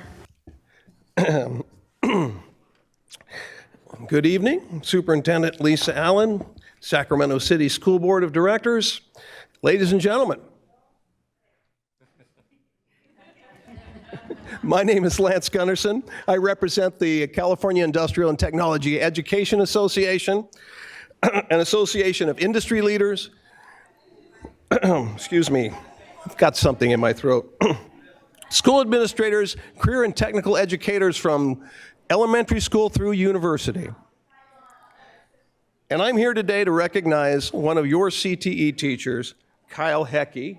Stack up here, you're the star, I'm just a talking head, who teaches at Miwok Middle School. I had the pleasure of meeting Kyle when he was featured on the Disney Plus program called Shop Class. And then the pandemic hit, so if you got to see it too many times, good. And if you didn't, you should check it out, because he was a star for sure. And then we are looking at kind of the room that he inherited when he started the class. I invited him at that point to join CITEA and attend conferences where he would work with CTE professionals and industry specialists that could educate him more, that with lessons and ideas that he could directly move to the classroom, which he did. In fact, I was so impressed, I said, I got to go see this guy. I'm only a little over an hour. I'm going to come down to the shop. And this was kind of the shop he inherited. Do I press a button to make it go again? This one, maybe? And this is what it looks like now. So he had some older technology. Now he has a very nice, what we call miter saw station. He's got dust collection in the corner. This is a nice room. This was the room. This is another picture of the room that I saw when he was in transition. I think it was a bit of a crafts class and maybe storage facility a bit. This is the room today. It is neat, it is bright, it is lit, it is organized. I have had the pleasure to work with him in this I would be happy to teach in this top-notch facility. I know that he is teaching skills for our future problem solvers to develop technologies that are sustainable of the future that we need. And this next picture, he actually applied for a grant with CITEA last year. Was it last year? The year before. Year before. We gave him a $5,000 grant for which he bought, they don't show the whole thing, but close enough. He bought some of these. Several of these lathes, that's a foundational tool in industry. It's created much of the transportation systems we've used for eons, and it's created all kinds of products that we use every day without even thinking. It's a foundational skill set that he's teaching for these future problem solvers and engineers. And, I can't say enough about his excitement and enthusiasm. It oozes from him. It affects his kids in a good way. It's contagious, but in a good way. But I have other letters I'd like you to hear, because CITEA provides awards every year to top-notch programs throughout the state at all levels.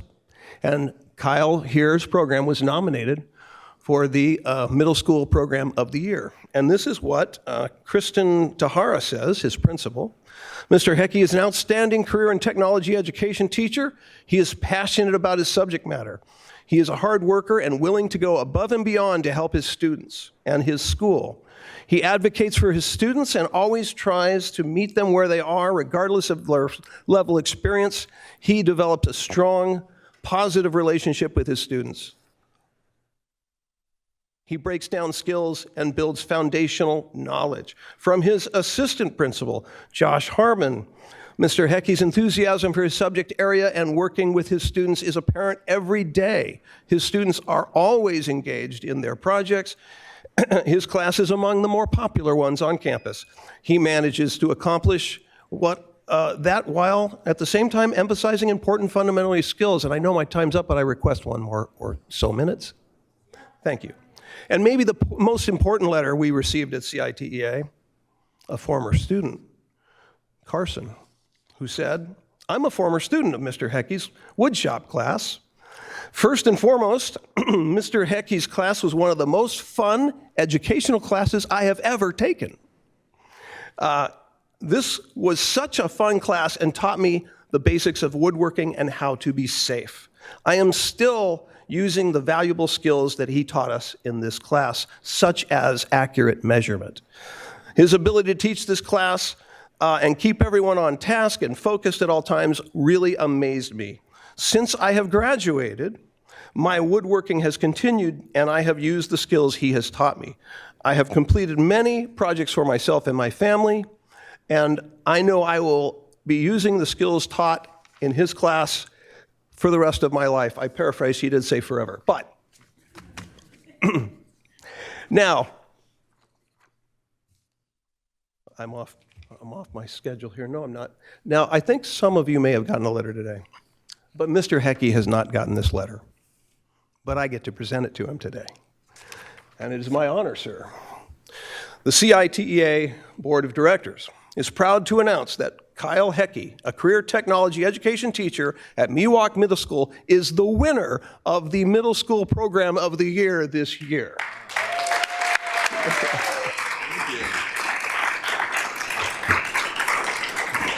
When Mr. Heckey attends our conference this year at California Polytech University in San Luis Obispo, he will receive a plaque saying such with your name, the school name, the district's name, and a banner you can hang in your class to announce it to all your students. So congratulations, sir. Awesome. You earned it.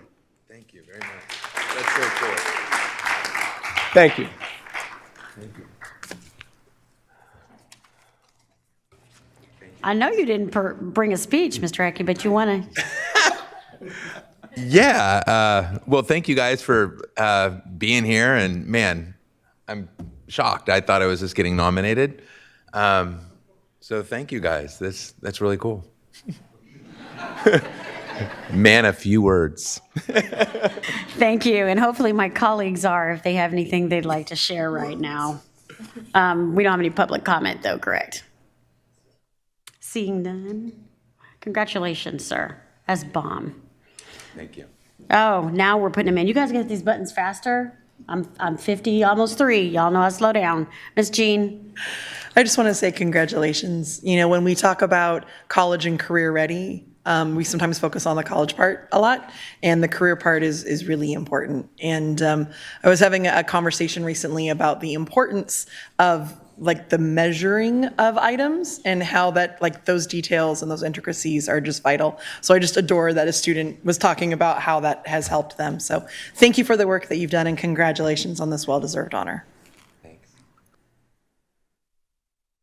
I never took your class while I was at Miwok, but every student I did loved your class and only spoke like very great, very highly of you as a teacher. So much so that I messaged the former student board member, Gracie Miller-Segura, about this resolution, and she said, "I'm gonna cry, I'm so sad," in reference to the fact that she wouldn't be able to talk about how great of a teacher you are.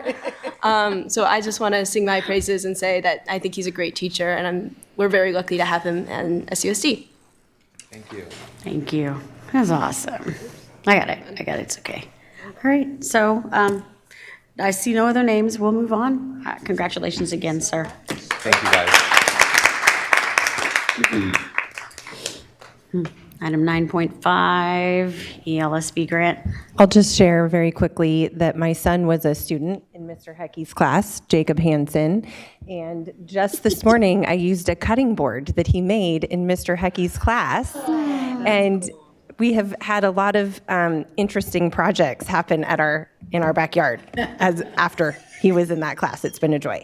Anyhow, I'm here this evening to present our final report on the Early Literacy Support Block Grant, which is a grant that we have had for 4 years with the purpose of improving literacy in Sac City. Here's our acronym glossary, just in case you need to refer back to it.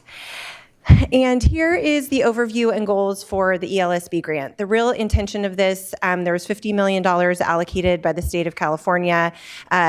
There were 75 schools that were designated across the state with the highest percentage of students in grade 3 scoring at level 1 on the Smarter Balanced assessments. The intention was to improve student literacy outcomes, and we in Sac City focused on a structured literacy approach based on the science of reading at the 4 schools.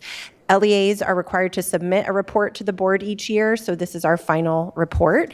This grant has been, is ending, but there is a new grant in Sac City, the Literacy Coach Reading Specialist Educator Training Block Grant, which you will now hear from us about on a regular basis.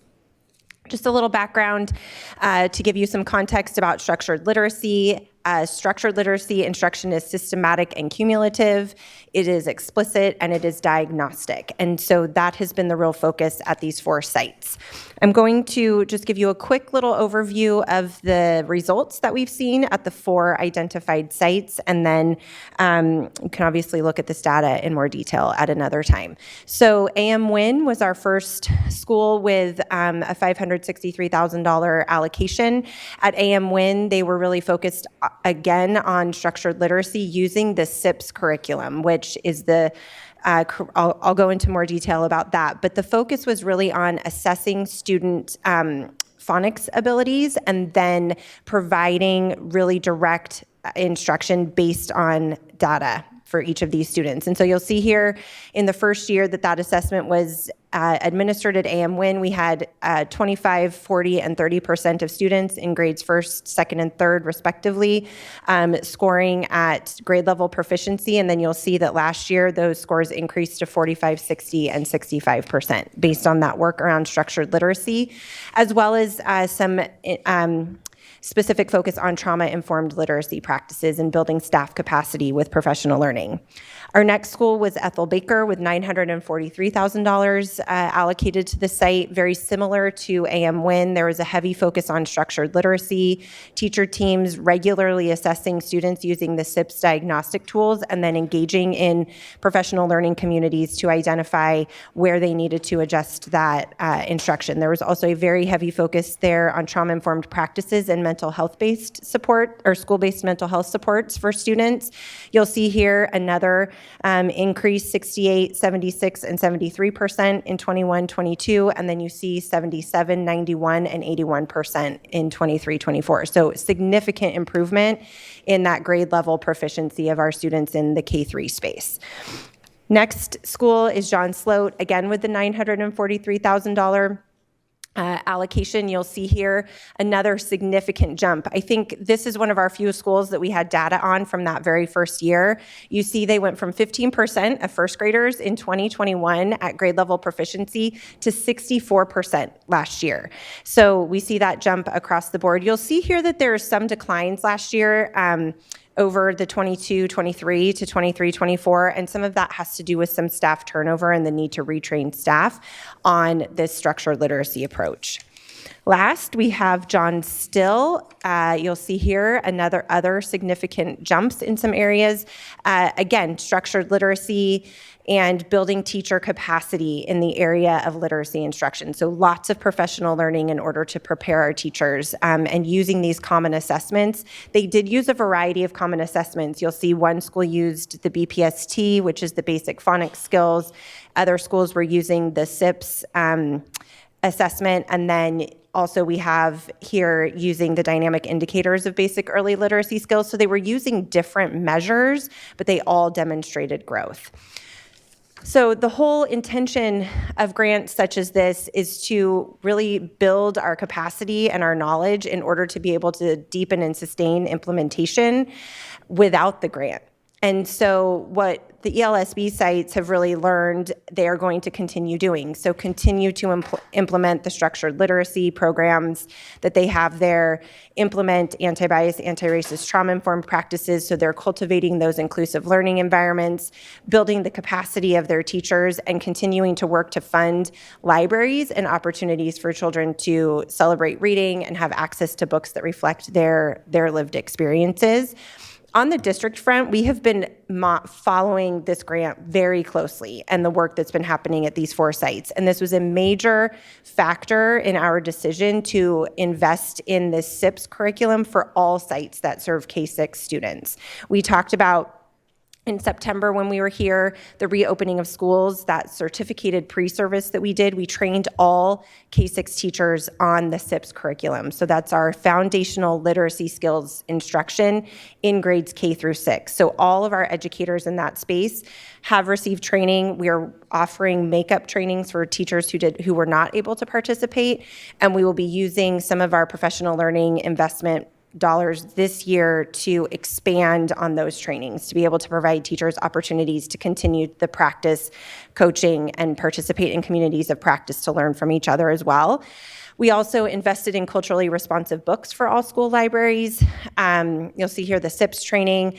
Our site leaders this year are getting professional learning every month on structured literacy and the science of reading. So we're building their instructional leadership capacity to be able to identify the qualities that make up that structured literacy piece, as well as to provide coaching and support to their teachers. And we are preparing to train our instructional aid staff on structured literacy and SIPS delivery as well. So paid really close attention to this grant and are using it to make changes for all of our students across the district. So we expect to do that same thing as we use the literacy coach, reading specialist, educator training block grant over the next 4 years. And that's it. Thank you. You're welcome. Any public comment, sir? We do not. Ms. Jean? Is that fast enough for you, Madam? Thank you. Thank you so much for this presentation. Not only was it wonderful to hear about the very amazing work that's happening at these 4 school sites, but I really appreciate how you redirected it to, we so often apply for grants and then get these funds, and then where does it go from there?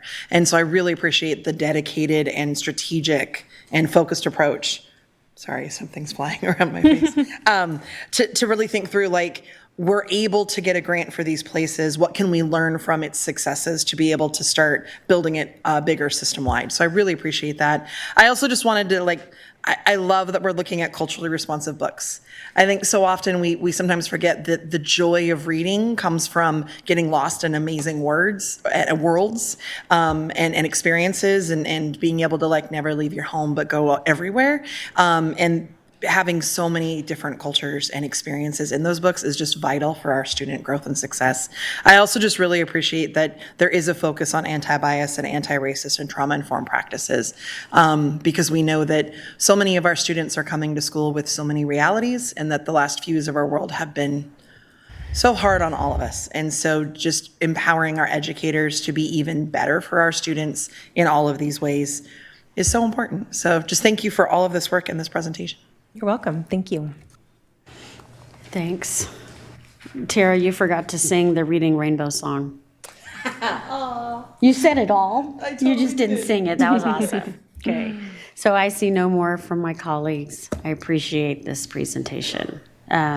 And we are moving on. Okay, really quick, Yes. I would be remiss if I did not say thank you to the site leaders who we worked with throughout this process, as well as our district librarian, Tasha Weatherall, who this last year we were able to allocate resources for those culturally responsive books, and she was determined to get them to all sites, and she did this year. So really trying to implement, expand those libraries all the time. So we're happy to be able to do that. Thank you.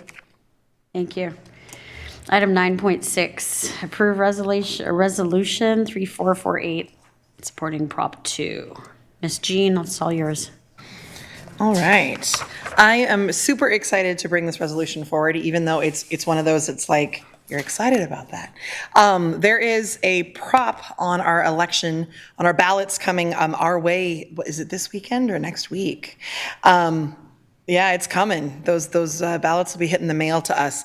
And so I'm really excited that we as a board have decided that we want to verbalize our support for this particular proposition. I want to make sure it's very clear to the public that the local control funding formula that determines the monies that go to schools does not provide dedicated facilities funding. So it's this idea of we have an annual budget, but that annual budget does not actually incorporate the needs of our facilities. And that while we can pass local bonds, it is really matching state bonds that can empower us to make the biggest difference in our facilities in our district. Some of the things that I'm just going to pull out of this resolution, rather than reading the very exciting words to all of you, is that the state Yeah, so at the moment, the state is out of money in their bonds, and they cannot match the 3.5 billion projects statewide that actually qualify for their aid. That is a huge problem, which is why this prop needs to be passed. We personally here at Sac City School District have $4 billion and more in our facility needs. So while we will get Measure D passed, and that will bring funds, we also need to get this passed at the state level so that we can bring even more funds to our district. Our state has continued to pass new mandates and initiatives, and it's always that fun unfunded mandates, things like transitional kindergarten, which have very important needs in their facility spaces, the expanded learning, the secondary school late start time has definitely impacted schedules and facilities needs, solar power generation and storage, moving our facilities into the 21st century so that we can meet the goals to address climate change issues. So important. I also really appreciate that a big piece of this is that we get to create jobs locally when these kinds of bonds pass. We will actually create 13,000 middle-class jobs for every $1 billion in infrastructure investment, and that is a pretty phenomenal statistic. This will not raise state taxes. There is strong accountability and transparency in this proposition, and so I am excited to move that we pass this resolution and offer our support for passing Prop 2 on those upcoming ballots coming our way. Thank you. Is there any public comment? Okay. Any of my colleagues would want to share out? Okay. And seconded was Mr. Rhodes? Yes. Okay. Student preferential vote? Aye. Member Kayada? Aye. Member Jean? Aye. Member Phillips? Aye. Member Pritchett? Aye. Member Rose? Aye. Yay. And may I just do one amazing shout out to our incredible facilities department and the amazing work that they've done, both in putting this resolution together. They're just sitting there. You guys want to say anything? Or are we good? No, he's like, no, we're good. So thank you for the award-winning work that you have done and continually supporting our facility needs to move us forward.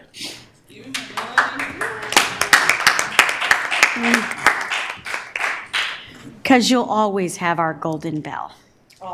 Item 10.1, we're into public hearing mode now. This is approved public hearing resolution 3446.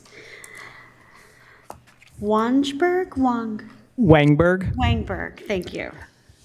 Yeah, thank you. So floor's yours. Hi, my name is Ben Wangberg. I'm the District Facilities Planning Manager. And in accordance with Education Code Article 15, we're required to allow the public the opportunity to comment anytime the district intends to grant an easement or dedicate real property to another public entity. In this case, we are talking about a utility easement for Sacramento Municipal Utilities District for Edward Kimball and Cesar Chavez Elementary Schools, located at 7495 29th Street and 7500 32nd Street.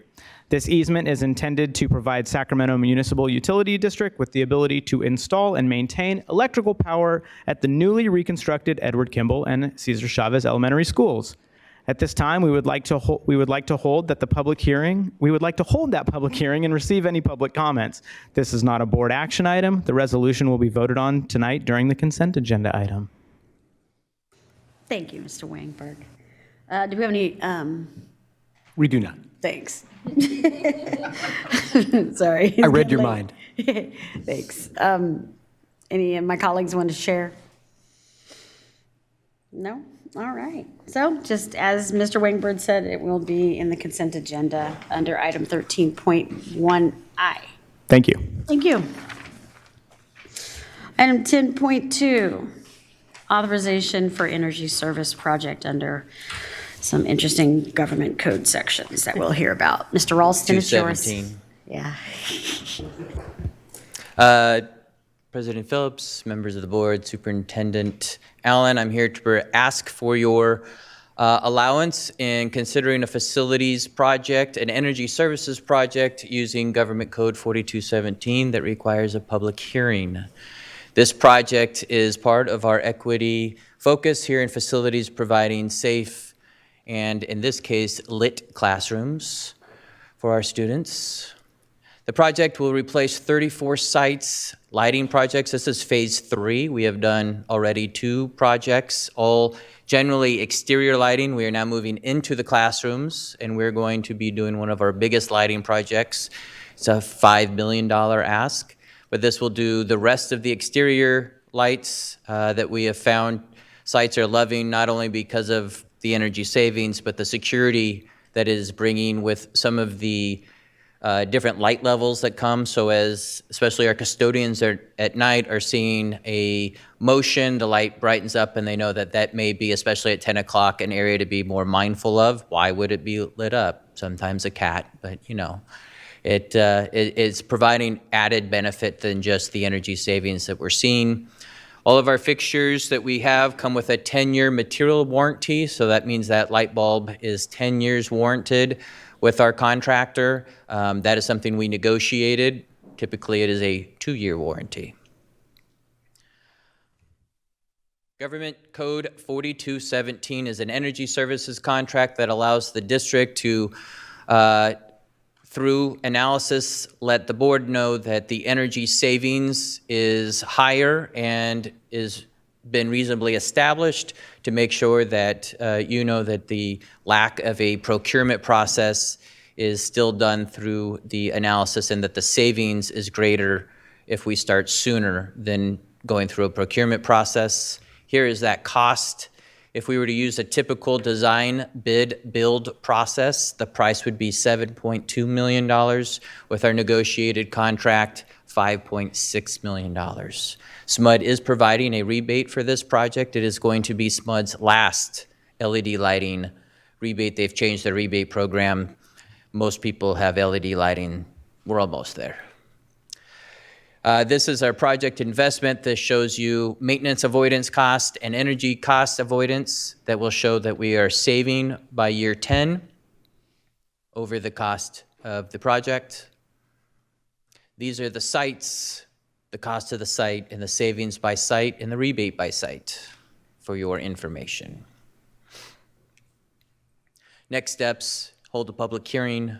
I can answer any board questions or comments, and that we would ask that you approve Resolution 3450 authorizing the energy services project for this. The contract is in consent. Thank you. We do not have any. Thank you. Mr. Kayada? So on that previous slide, if we could go back, it was showing annual cost, but I want to make sure that anyone who's looking at this slide, at that one right there, understands that we're saving $360,000 a year, or no, sorry, I'm on the wrong column, 560. But over the course of the entire life of this project, we're saving almost $10 million in energy avoidance, if I'm reading this board packet correctly. That is your general fund savings, yes. Yes. So anticipated. Yes, thank you. And not only are we saving money on energy costs, we're also helping our climate, and we're providing better quality lighting for our students. So 90% energy savings compared to traditional incandescent and or fluorescent. So definitely helping with the carbon neutral goals that we have going in that direction. And then just one last thing I wanted to make sure that the community is aware of is that we're using bond measure funds to pay for this, and yet it's going to have an impact to save money in our general fund. Capital dollars to save operational costs. Exactly. Said perfectly as usual, but this is what I'm hoping people see when they are voting on Prop 2 that we just mentioned, or Measure D for us locally, is that just the quality of work that goes in with our facilities team under Assistant Superintendent's direction to make sure that we're really maximizing these dollars. These investments are going really far for our students and are helping us in our general fund as well when they can. Yep. Thank you again. First 2 phases are already having general fund saving realizations. That was quite a conversation y'all just had. Part of me is like, I'm not quite sure, but it sounded like I don't need to ask. My bill will go down $500,000. Right. I feel like I don't need to ask Ms. Marking to come over here and explain that, because it kind of made sense to me. So, okay, I understand. You're good, right? Okay. Okay. I already asked if we had public comment, and were there any of my other fellow colleagues want to share on this? No? All right. I'm willing to entertain a motion. Moved. Okay. Student preferential vote? Aye. Member Kayada. Aye. Member Jean. Aye. Member Phillips. Aye. Member Pritchett. Aye. Member Rose. Aye. Motion carries. Thank you. I'm sorry. Mr. Ralston, you are free to go, I believe, unless, no, this is the Nope, public hearing. sorry. So, sorry, we're civic permits. Let's do it. President Phillips, members of the board, Superintendent Allen, I bring with me my entourage of facility experts, Director Nathaniel Browning, and you've met Mr. Wangberg here a little earlier. Tonight, we are going to be discussing the Civic Center Act, civic permit process. Some of you may know it maybe just as Facilitron and the software that we use. But the reason we're doing this, providing opportunities for our community to use our spaces. It is equity-based, as all things in facilities is done. The Civic Center Act is a legislation and ed code that requires school districts to make property available to members of the public, including organizations, for use. It allows the district to recoup costs for the use of the property, with limited exceptions. The conversation tonight is an informational for the board to know the vision we have for the civic permit process, changes being requested for approval to our policies and fees, and the journey our group took to make sure the community participated in this conversation of changes. In addition, a reminder that part of the budget for this fiscal year assumes an increase in use of our properties, as stated by our CBO in June, that will translate to more collected fees. These fees directly affect our ability to maintain to a different standard our athletic, performing art, and classroom spaces. Currently, the civic permit process operates as a deficit spend, meaning the general fund is subsidizing public use of school buildings contrary to the law's requirement. As you can see, the permit process has been a deficit spend on the general fund that we seek to correct. The last several years do not account for all expenses in civic permit implementation, but is a reflection, is a reason for the need for the change. Board policy to Mr. Browning. Thank you. So the current board policy hasn't been updated in over 20 years, and now is the perfect time to do so since we're focused on refining the facility use program so it's more clear, user-friendly, and financially solvent. Policy is the best place to start this focus because it sets the overarching direction for the program for staff to implement. The proposed policy revisions keep the original board vision, but go further by outlining procedures that will help the district keep pace with current and changing facility needs. It also outlines fee and renter classifications and how those fees collected will be utilized. The proposed policy also is based on the California School Boards Association sample policy and includes appropriate citations to other relevant policies and laws. And with that, I'll hand that over to Mr. Wangberg. In an effort to better implement Board Policy 1330, the Facilities Department has worked with nearby districts to develop a use of school facilities handbook.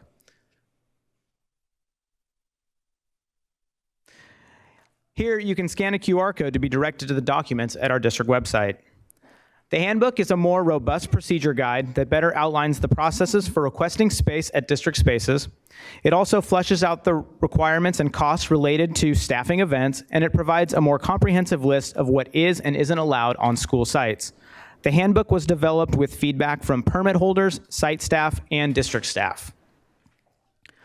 As part of the process, facilities held 2 community events where tonight's items were presented to the community. One question that came up repeatedly was, where does the permit revenue go?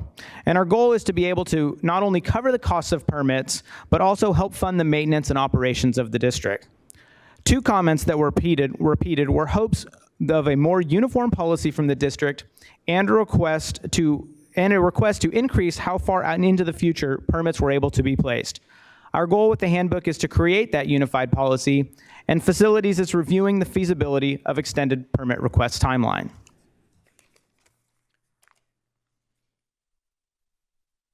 Back to Chris. So the last time the fee table was updated was in 2018. We have increased costs not only through labor negotiations for our custodians generally impacted by working the events. We have fee analysis conducted by Facilitron in 2021 that shows that our current cost of business has gone up when compared to other, excuse me, some bugs flying around here, some neighboring districts. There's bugs. And we're just making sure that we're asking to increase our direct costs and then adjusting our market rate.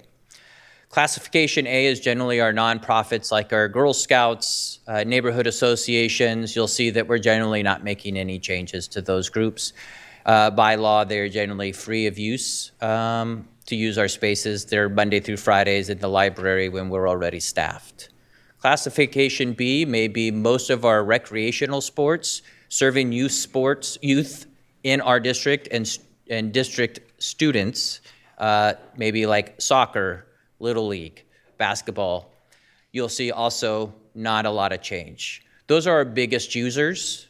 Those are direct impacts to our neighbors and our community, and those are our student groups.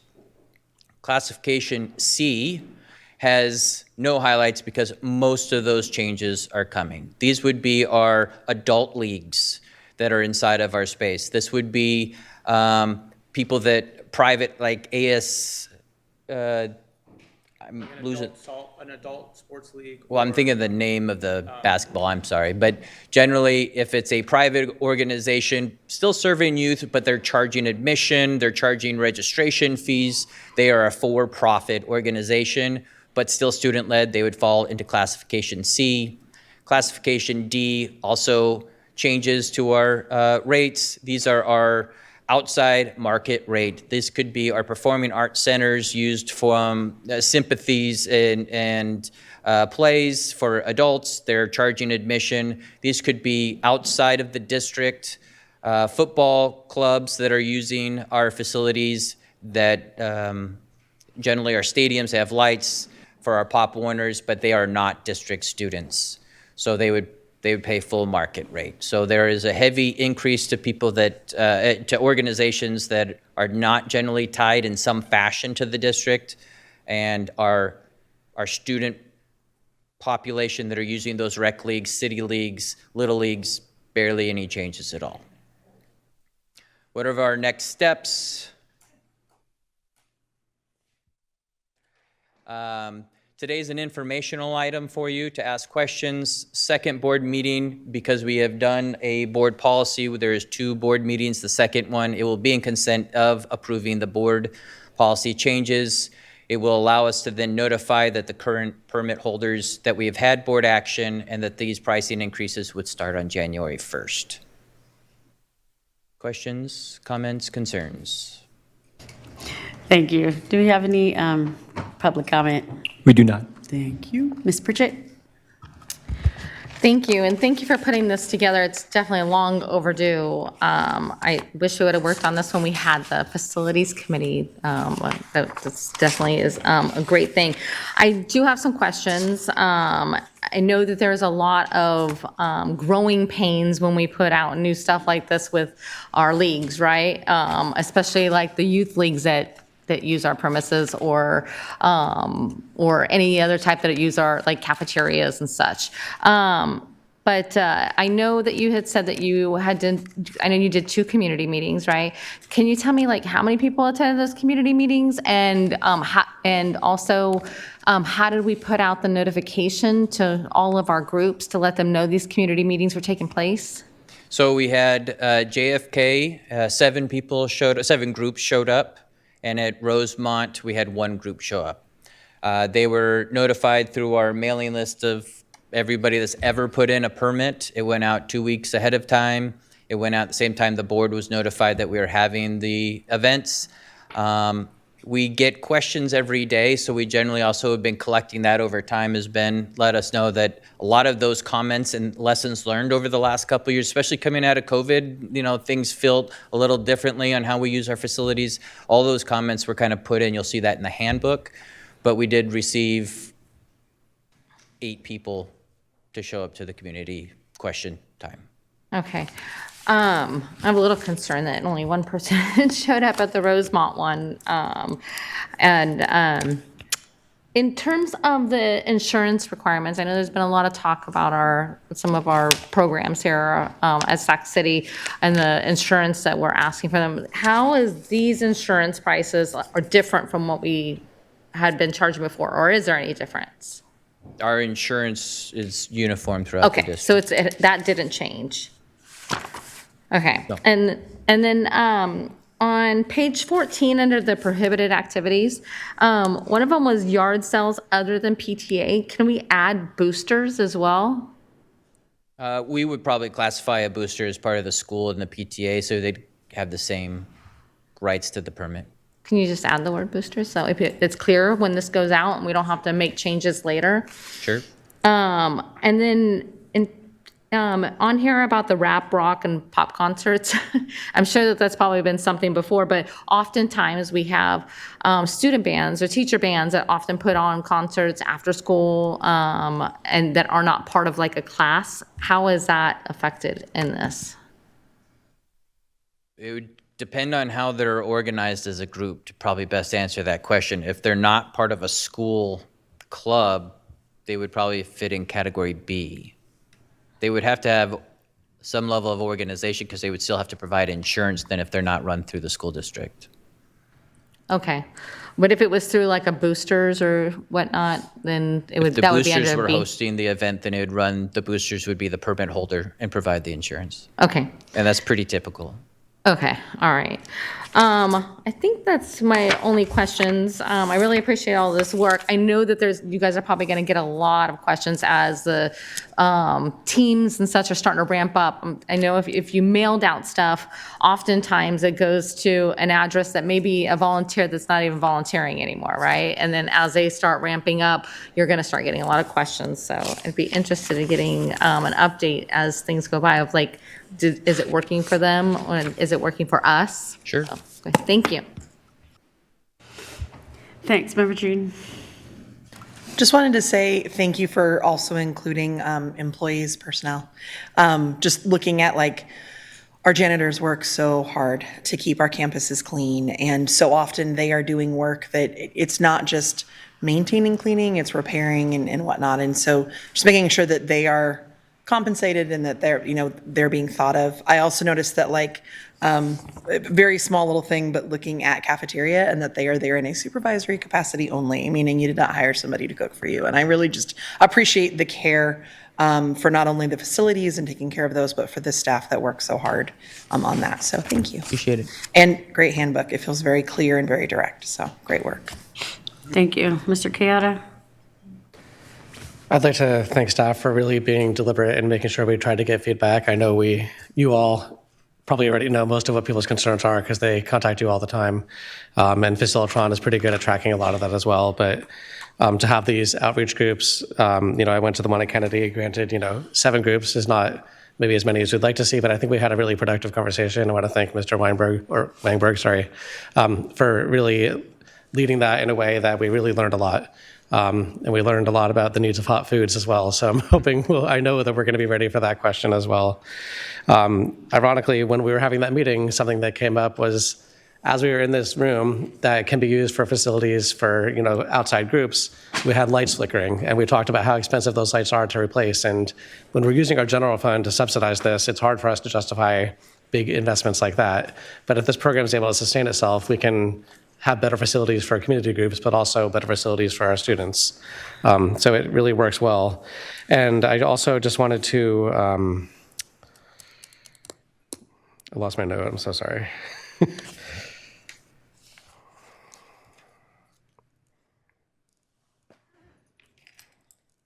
Lost my train of thought, but anyway, I just wanted to thank you all and encourage groups that, before we take this back on consent, if there's any concerns, definitely be in contact with staff, because I know you all are very receptive to make sure that we're doing what we can. Oh, I did remember what I was going to say. Mm-hmm. I'm trying to avoid finishing each other's thoughts again, Mr. Ralston, but last night, Mr. Ralston and I happened to be at a community group, and this came up.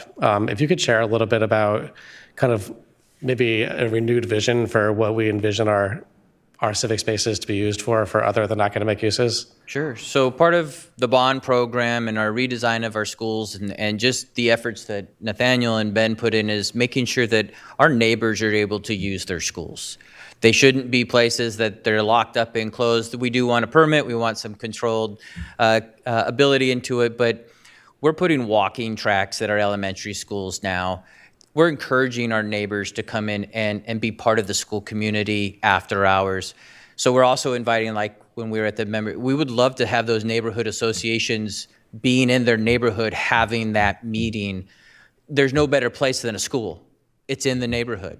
And that's something that we're trying to encourage, is bringing those neighbors back into our schools, reminding them that it's there. It does take a community to make sure that we're all in this together, looking after the school. And when that school is used from sunrise to sunset and then beyond, it provides a safer space. It provides a more active space that allows people to feel comfortable being on our properties. I also want to piggyback on what Member Kayada said about deficit spending in civic permits.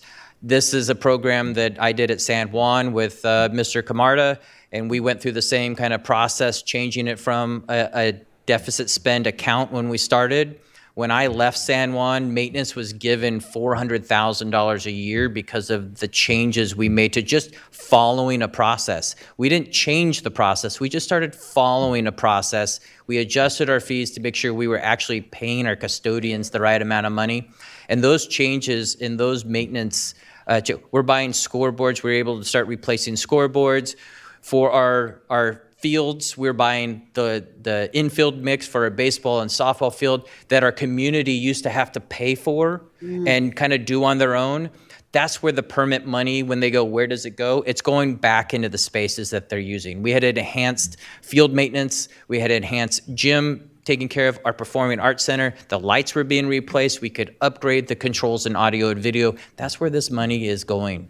It's not just, hey, we're collecting it and sending it off to somewhere else. It's going by law back into the facility, and those are the things that these permit fees can do for us. Thank you. Thanks. No other colleagues want to share anything? Ha. Okay. Thank you, gentlemen. Thank you. Appreciate your time. Have a great night. Thanks. Item 12.0, communications. Wow. 12.1, student member report. Ms. Chu Griffith. Awesome. I had the opportunity to meet with the LGBTQ task force on their first meeting last Wednesday.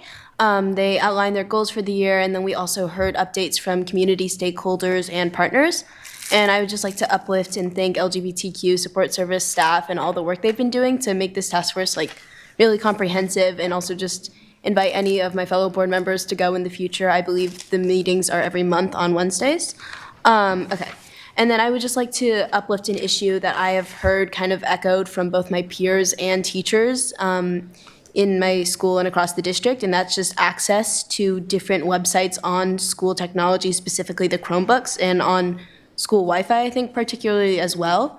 There's been new blockages, I believe, of some websites, and this includes websites that are very commonly used. For instance, currently the New York Times is inaccessible from District Tech, and this is causing issues for both students and teachers, both in an academic sense and being able to complete assignments thoroughly without access to these websites.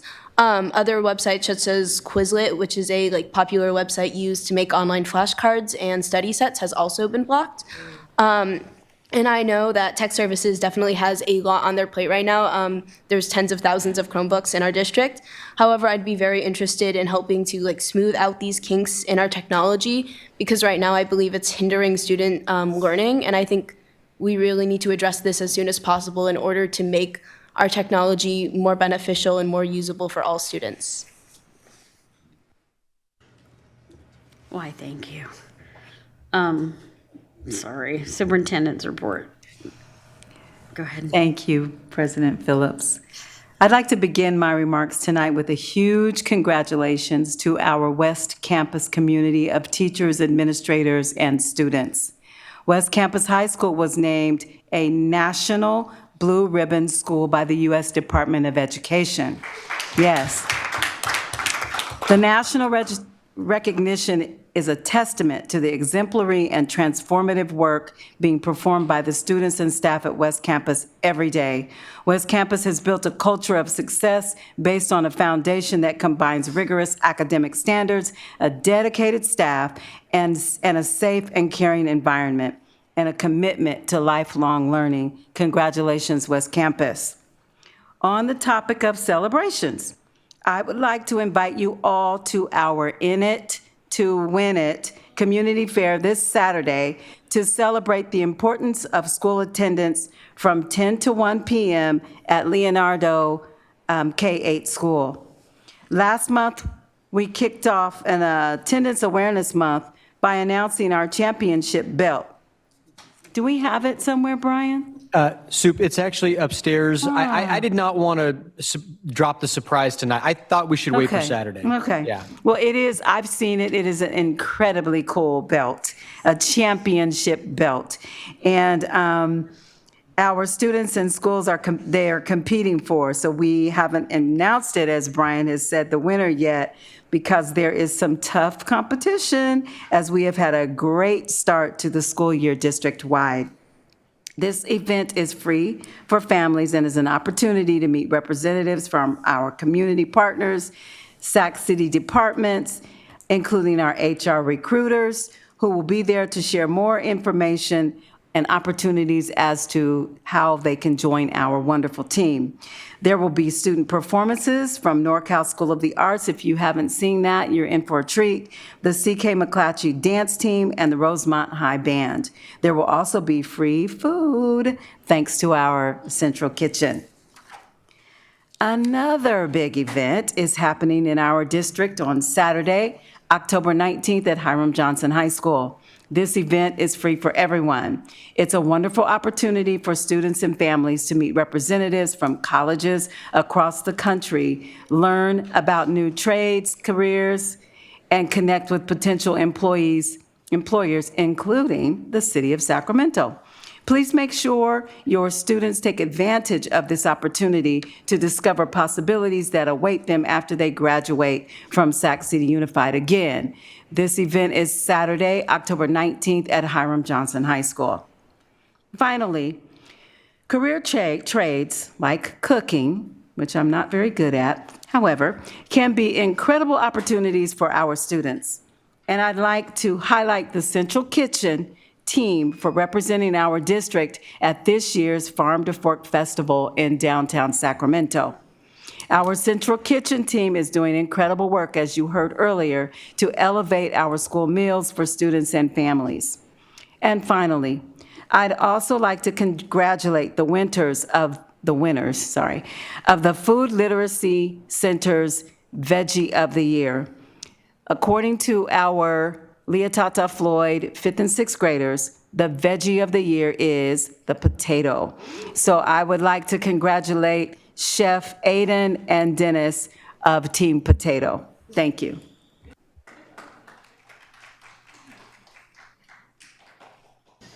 Item 12.3 is President's Report. I have an unpopular opinion to submit. If you guys feel like you might want to do your sharing out first, that'd be cool. If not, unpopular opinion is coming. Ready? Okay, so just thinking on our students and the commitments that they make in school and extracurricular. It's not really me speaking to the public, it's just me speaking to my colleagues. I want to impress upon you the importance of us as a board and as elected officials and representatives of our communities to ensure that we support our students outside of this board meeting, because these board meetings are business meetings. Stellar student, fantastic. The things we did this evening were fantastic.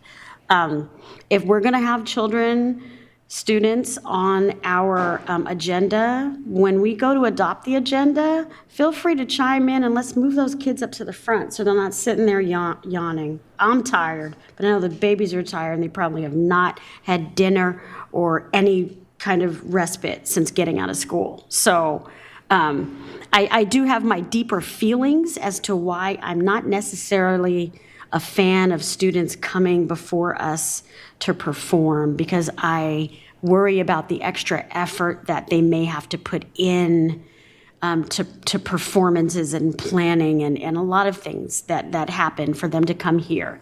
These children don't belong to us in this manner. These children belong to the community, they belong to their families, and they are in their schools. And I'm sure there's a way for us to attend events that our students are at where we can hype them up without violating the Brown Act. I'm almost sure we can do that. But I don't want, and again, I don't have any control over a whole lot of things that happen, just the president. But students coming here to perform is a bit of a distraction from the larger topic of improving student outcomes, which is all we should be focused on. Don't get me wrong, tonight was fantastic. I love seeing the children. I love seeing them show us, everything they have about them. But it's very important that we as a board continue to focus on the business aspect. And that business aspect is improving our student outcomes. And if you have to plan around the test you have the next day because you're doing whatever you're doing at the board meeting, I don't want us to be responsible for that happening. So it is an unpopular opinion, but I want us to really just kind of take that into mind. And, not going to be here much longer. This meeting is a business meeting. It is not a photo op. It is not an opportunity for us to talk. When 6 o'clock hits and my tired behind gets here and I'm looking at the gavel and people are out there and I'm not talking specifically about anyone in particular because we have our moments, right? Our people come in, we go meet them in the hallway, we talk to them. I understand as long as we have a quorum, we're good to go. But we have to get business taken care of. There are staff in the back. There are a lot of people waiting for us to wrap this up. So it is an unpopular opinion, but I think we also need to look at the human capital that we might be wasting while we're also, putting our children out there. The significant cultural ideas that I have behind why I strongly am not a fan of it, we can talk about later if need be, but I just want us to make sure that we're paying closer attention to our young people and the time that they spend putting things out for us, because that's not what they're here for, and that's not what we should ask. Anywho, that is the president's unpopular opinion, per usual. That's why I don't say much. 12.4, if any of my board members want to share anything. Mr. Rhodes. I just want to say happy birthday to my daughter, Rosa Maria. As a father, we're here at the board and we have responsibilities to be here as representatives. But as a father, I just want to make sure she knows that I love her to death. And I'm here serving community on behalf of her as well. And then yesterday, I just want to give a shout out to our community schools folks. We had a meeting at Bidwell yesterday. The FACE department was there, I believe Priscilla, and she did a great job with the community that was there. And we had great conversation what the community schools are doing, the coordinators. When we look at people coming to our school sites and talking about parent engagement, I remember Mr. Gladney today said a number of, we had a amount we had allocated for fingerprints for parents that we weren't able to meet because we didn't have the outreach for parents. What the community schools folks have done is they're having the live scan folks coming and having parent nights around live scanning, and it has increased the amount of parents. Just at Bidwell, they signed up 10 new parents, and 10 new parents who wouldn't have had the opportunity previously because they're paying for their live scan, they're getting them all set up, and that type of work in our community is not seen all the time, but it's happening every day, and our staff are very dedicated getting the work done. And so I just want to uplift the staff members who are doing that type of work, reaching deep in community, not going mile wide and an inch deep, but really penetrating our community and building those relationships. So the FACE department, all the community school staff, all the staff in the back that's hanging out with us, we truly appreciate you and thank you so much.